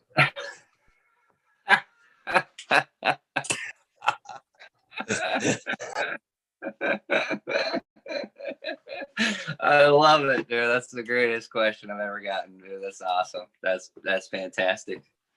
That's great. I don't know. When I select males, if I'm gonna pick one male over all the other males, I always pick the daintiest one of them all, though. So I don't think if she wants large males, she usually don't get the large males. You know what I mean? I usually pick the dainty feminine ones. So yeah. But yeah, maybe I'll make a dip. Maybe we'll see. Maybe we'll find her a hog, dude. We'll see what's going on. That's great. You gotta love Chad, man. It's great people. Hell yeah. I love it, man. It's the best thing in the world. I'm stoked that people are out, they're listening, they're having fun, dude. It's good. Life is good, man. They're still we're pushing 2:40 in the morning here, 2:36 Michigan time. There's 90 people still hanging out. Hell yeah. Watching us. It's been a great episode, man. I've definitely I've got to spend this time getting to know you for sure. No, I'm glad. Sure. I'm stoked I'm stoked you had me come, man. That's the shit, bro. So it means a lot. So hopefully I didn't ruin it. After wearing this shirt on the EO show, fuck, how was I not gonna ask? How was I not gonna ask, man? I'm telling you, I watched, fucking hung out. That was one of them nights where I watched. I didn't even say nothing. I was just kind of sitting there cheesing in fucking back here, just fucking grinning that you wore this shit. God, that was such a good night. That's awesome. Man. I love it. Thank you for that. Thank you again for that, by the way. No. Yeah, man. It'll happen again, bro. I like the shirt. So I'm down with that. We got to get you some stuff. So, I can get you some seeds and some stuff the next time I see you, man. We need to get that. We're going to get together for sure. Hopefully. That'd be cool as hell. I'd love to support you in any way I can, for sure. I have no problems in supporting the people I like. That's for sure. Them are the people I prefer to support. I'd rather prefer to support somebody that I know than somebody I don't know any day. So, oh yeah. With that being said, I know I don't know if you get to smoke your other bowl or not, but there's a few minutes of goofing around here before I let you go anyway, so might as well get started with that, I guess. So yeah, hell yeah. I don't know how much of the show you've gotten to watch, but there's a few aspects of what goes on the channel here. Okay. There's of course the spotlight that we're doing right now. Fuck, you're talking shit with me, and that's the main gig. But then there's also what is now it's taken a few journeys as long as I have through the show. It started out with the rabbit hole, and it's just like buying a new car. It kind of seemed to pop up everywhere and got a little confusing. So and it kind of took a natural turn, to be honest with you, because it was the rabbit hole and it was getting like a phrase you seem to count everywhere. But I was dipping my feet into organics, and organics started really becoming more part of the show. And one night we were in the rabbit hole and we got a really cool wormhole story from the UK. It was pretty cool. It's a good story too. And from that night forth, we kind of changed it from the rabbit hole to the wormhole. But then things kind of changed. We moved forward, and last year on Sub's birthday, I tried to. Sub was a good friend of mine. Sub Cool. I'm sure you know who he is. Oh, right on. And I try to keep his legacy alive somewhat because, man, basically what we're doing right now is something that he really started a while ago, hanging out, going live, hanging out in his chats, allowing the community a place to fucking chat, you know what I mean, live time. And I greatly appreciated that. And as well as last year, he did the seed thing too, and he gave me that power, Mr. Trees. So I know the power of giving the seed. What kind of smile and I know all goes on with that. And I try to carry seeds with me because I want people growing. I know how self-sustaining it can be. It can be very empowering. You know what I mean? It kind of there's so many pluses to grow. And he gave me that. Once I was a weed nerd, but then I was lucky enough. So I was always a tester for it, but I was a weed nerd. Then I got the chance to become one of his reps. Once I came on to the rep, I had access to seeds, and that's where I began my flinging seeds journey, and I seen the impact of it. So on his birthday last year was the first year since he had passed. So last year I took Jelly Bean, Agent Orange, and Sangria, and I sent them bitches around the world for a grow along that kicked off on his birthday. So we had a grow along, so everybody, no matter what, could check back and whatever. This year things were a little kind of hectic for me, and again, I ain't missing my brother's fucking birthday, so I wanted to do something for him. So I got a hold of all the original weed nerds, Miss Jill, Mendo Doe, all of us that use the term with heart. And thought, hey man, what do you guys think about me changing the show over to or this portion of the show to Weed Nerd World? And they were like, I love it. And we kind of even emphasize, if you look in the title where it says Weed Nerd World, it's WE capital, and breaking it down because it's are weed nerds. It isn't just the weed nerd, it's we nerds.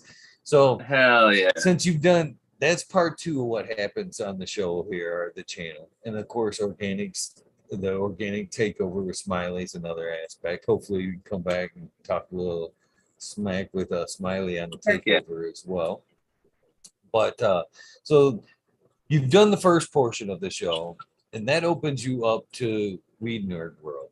In that how Weed Nerd World works is Monday nights is a guaranteed Weed Nerd World night. I don't schedule any guests for Monday night. So anytime you feel like jumping in on a Monday night, you have the key.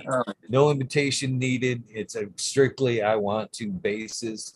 It's only open to past guests. You have to do this portion of it to be welcomed into Weed Nerd World. So it's the same Zoom link. Any other times, like say if we shut down, usually the time slot, but I told you it's kind of endless. I usually go if I've got a guest, if I'm lucky enough to have a guest. Sometimes it don't always work out like that. Last night, blank. Hopefully I got a guest to kick off the night, and I start off at 11:30. and then I take it as far as the guest wants to go, but it is open till 4:20. So if we close things down fairly soon, I'll probably kick it back open till 4:20 and let the past guests jump in and finish out the night. So anytime that you see Weed Nerd World in the title, you know, if you're subscribed and you see it pop up, grab your phone, you feel like hanging out, talking cannabis. Sometimes there's a lot of cannabis that this does get discussed there, but 360 days a year, 365 days a year. Oh, try not to take any off. It's hard to keep it cannabis. So it goes cannabis, sometimes conspiracy theory, it goes up and down. It is whatever you want it to be. So if you happen to tune in and it's something you want to partake in, come on. You don't need the invitation. Strictly want to. So I want to throw that out there. Awesome. And hopefully you jump on. I'll definitely do it. I'm up late doing stuff, man. So, and you're ahead of me anyway. So you're right in the prime time. So you'll see me, man. I'll pop in for sure. That's cool. You're good people, man. Even if you're just taking 5 in the garden or whatever and just want to smoke one and say hello to everybody. Hell yeah. Appreciate it, man. I guess.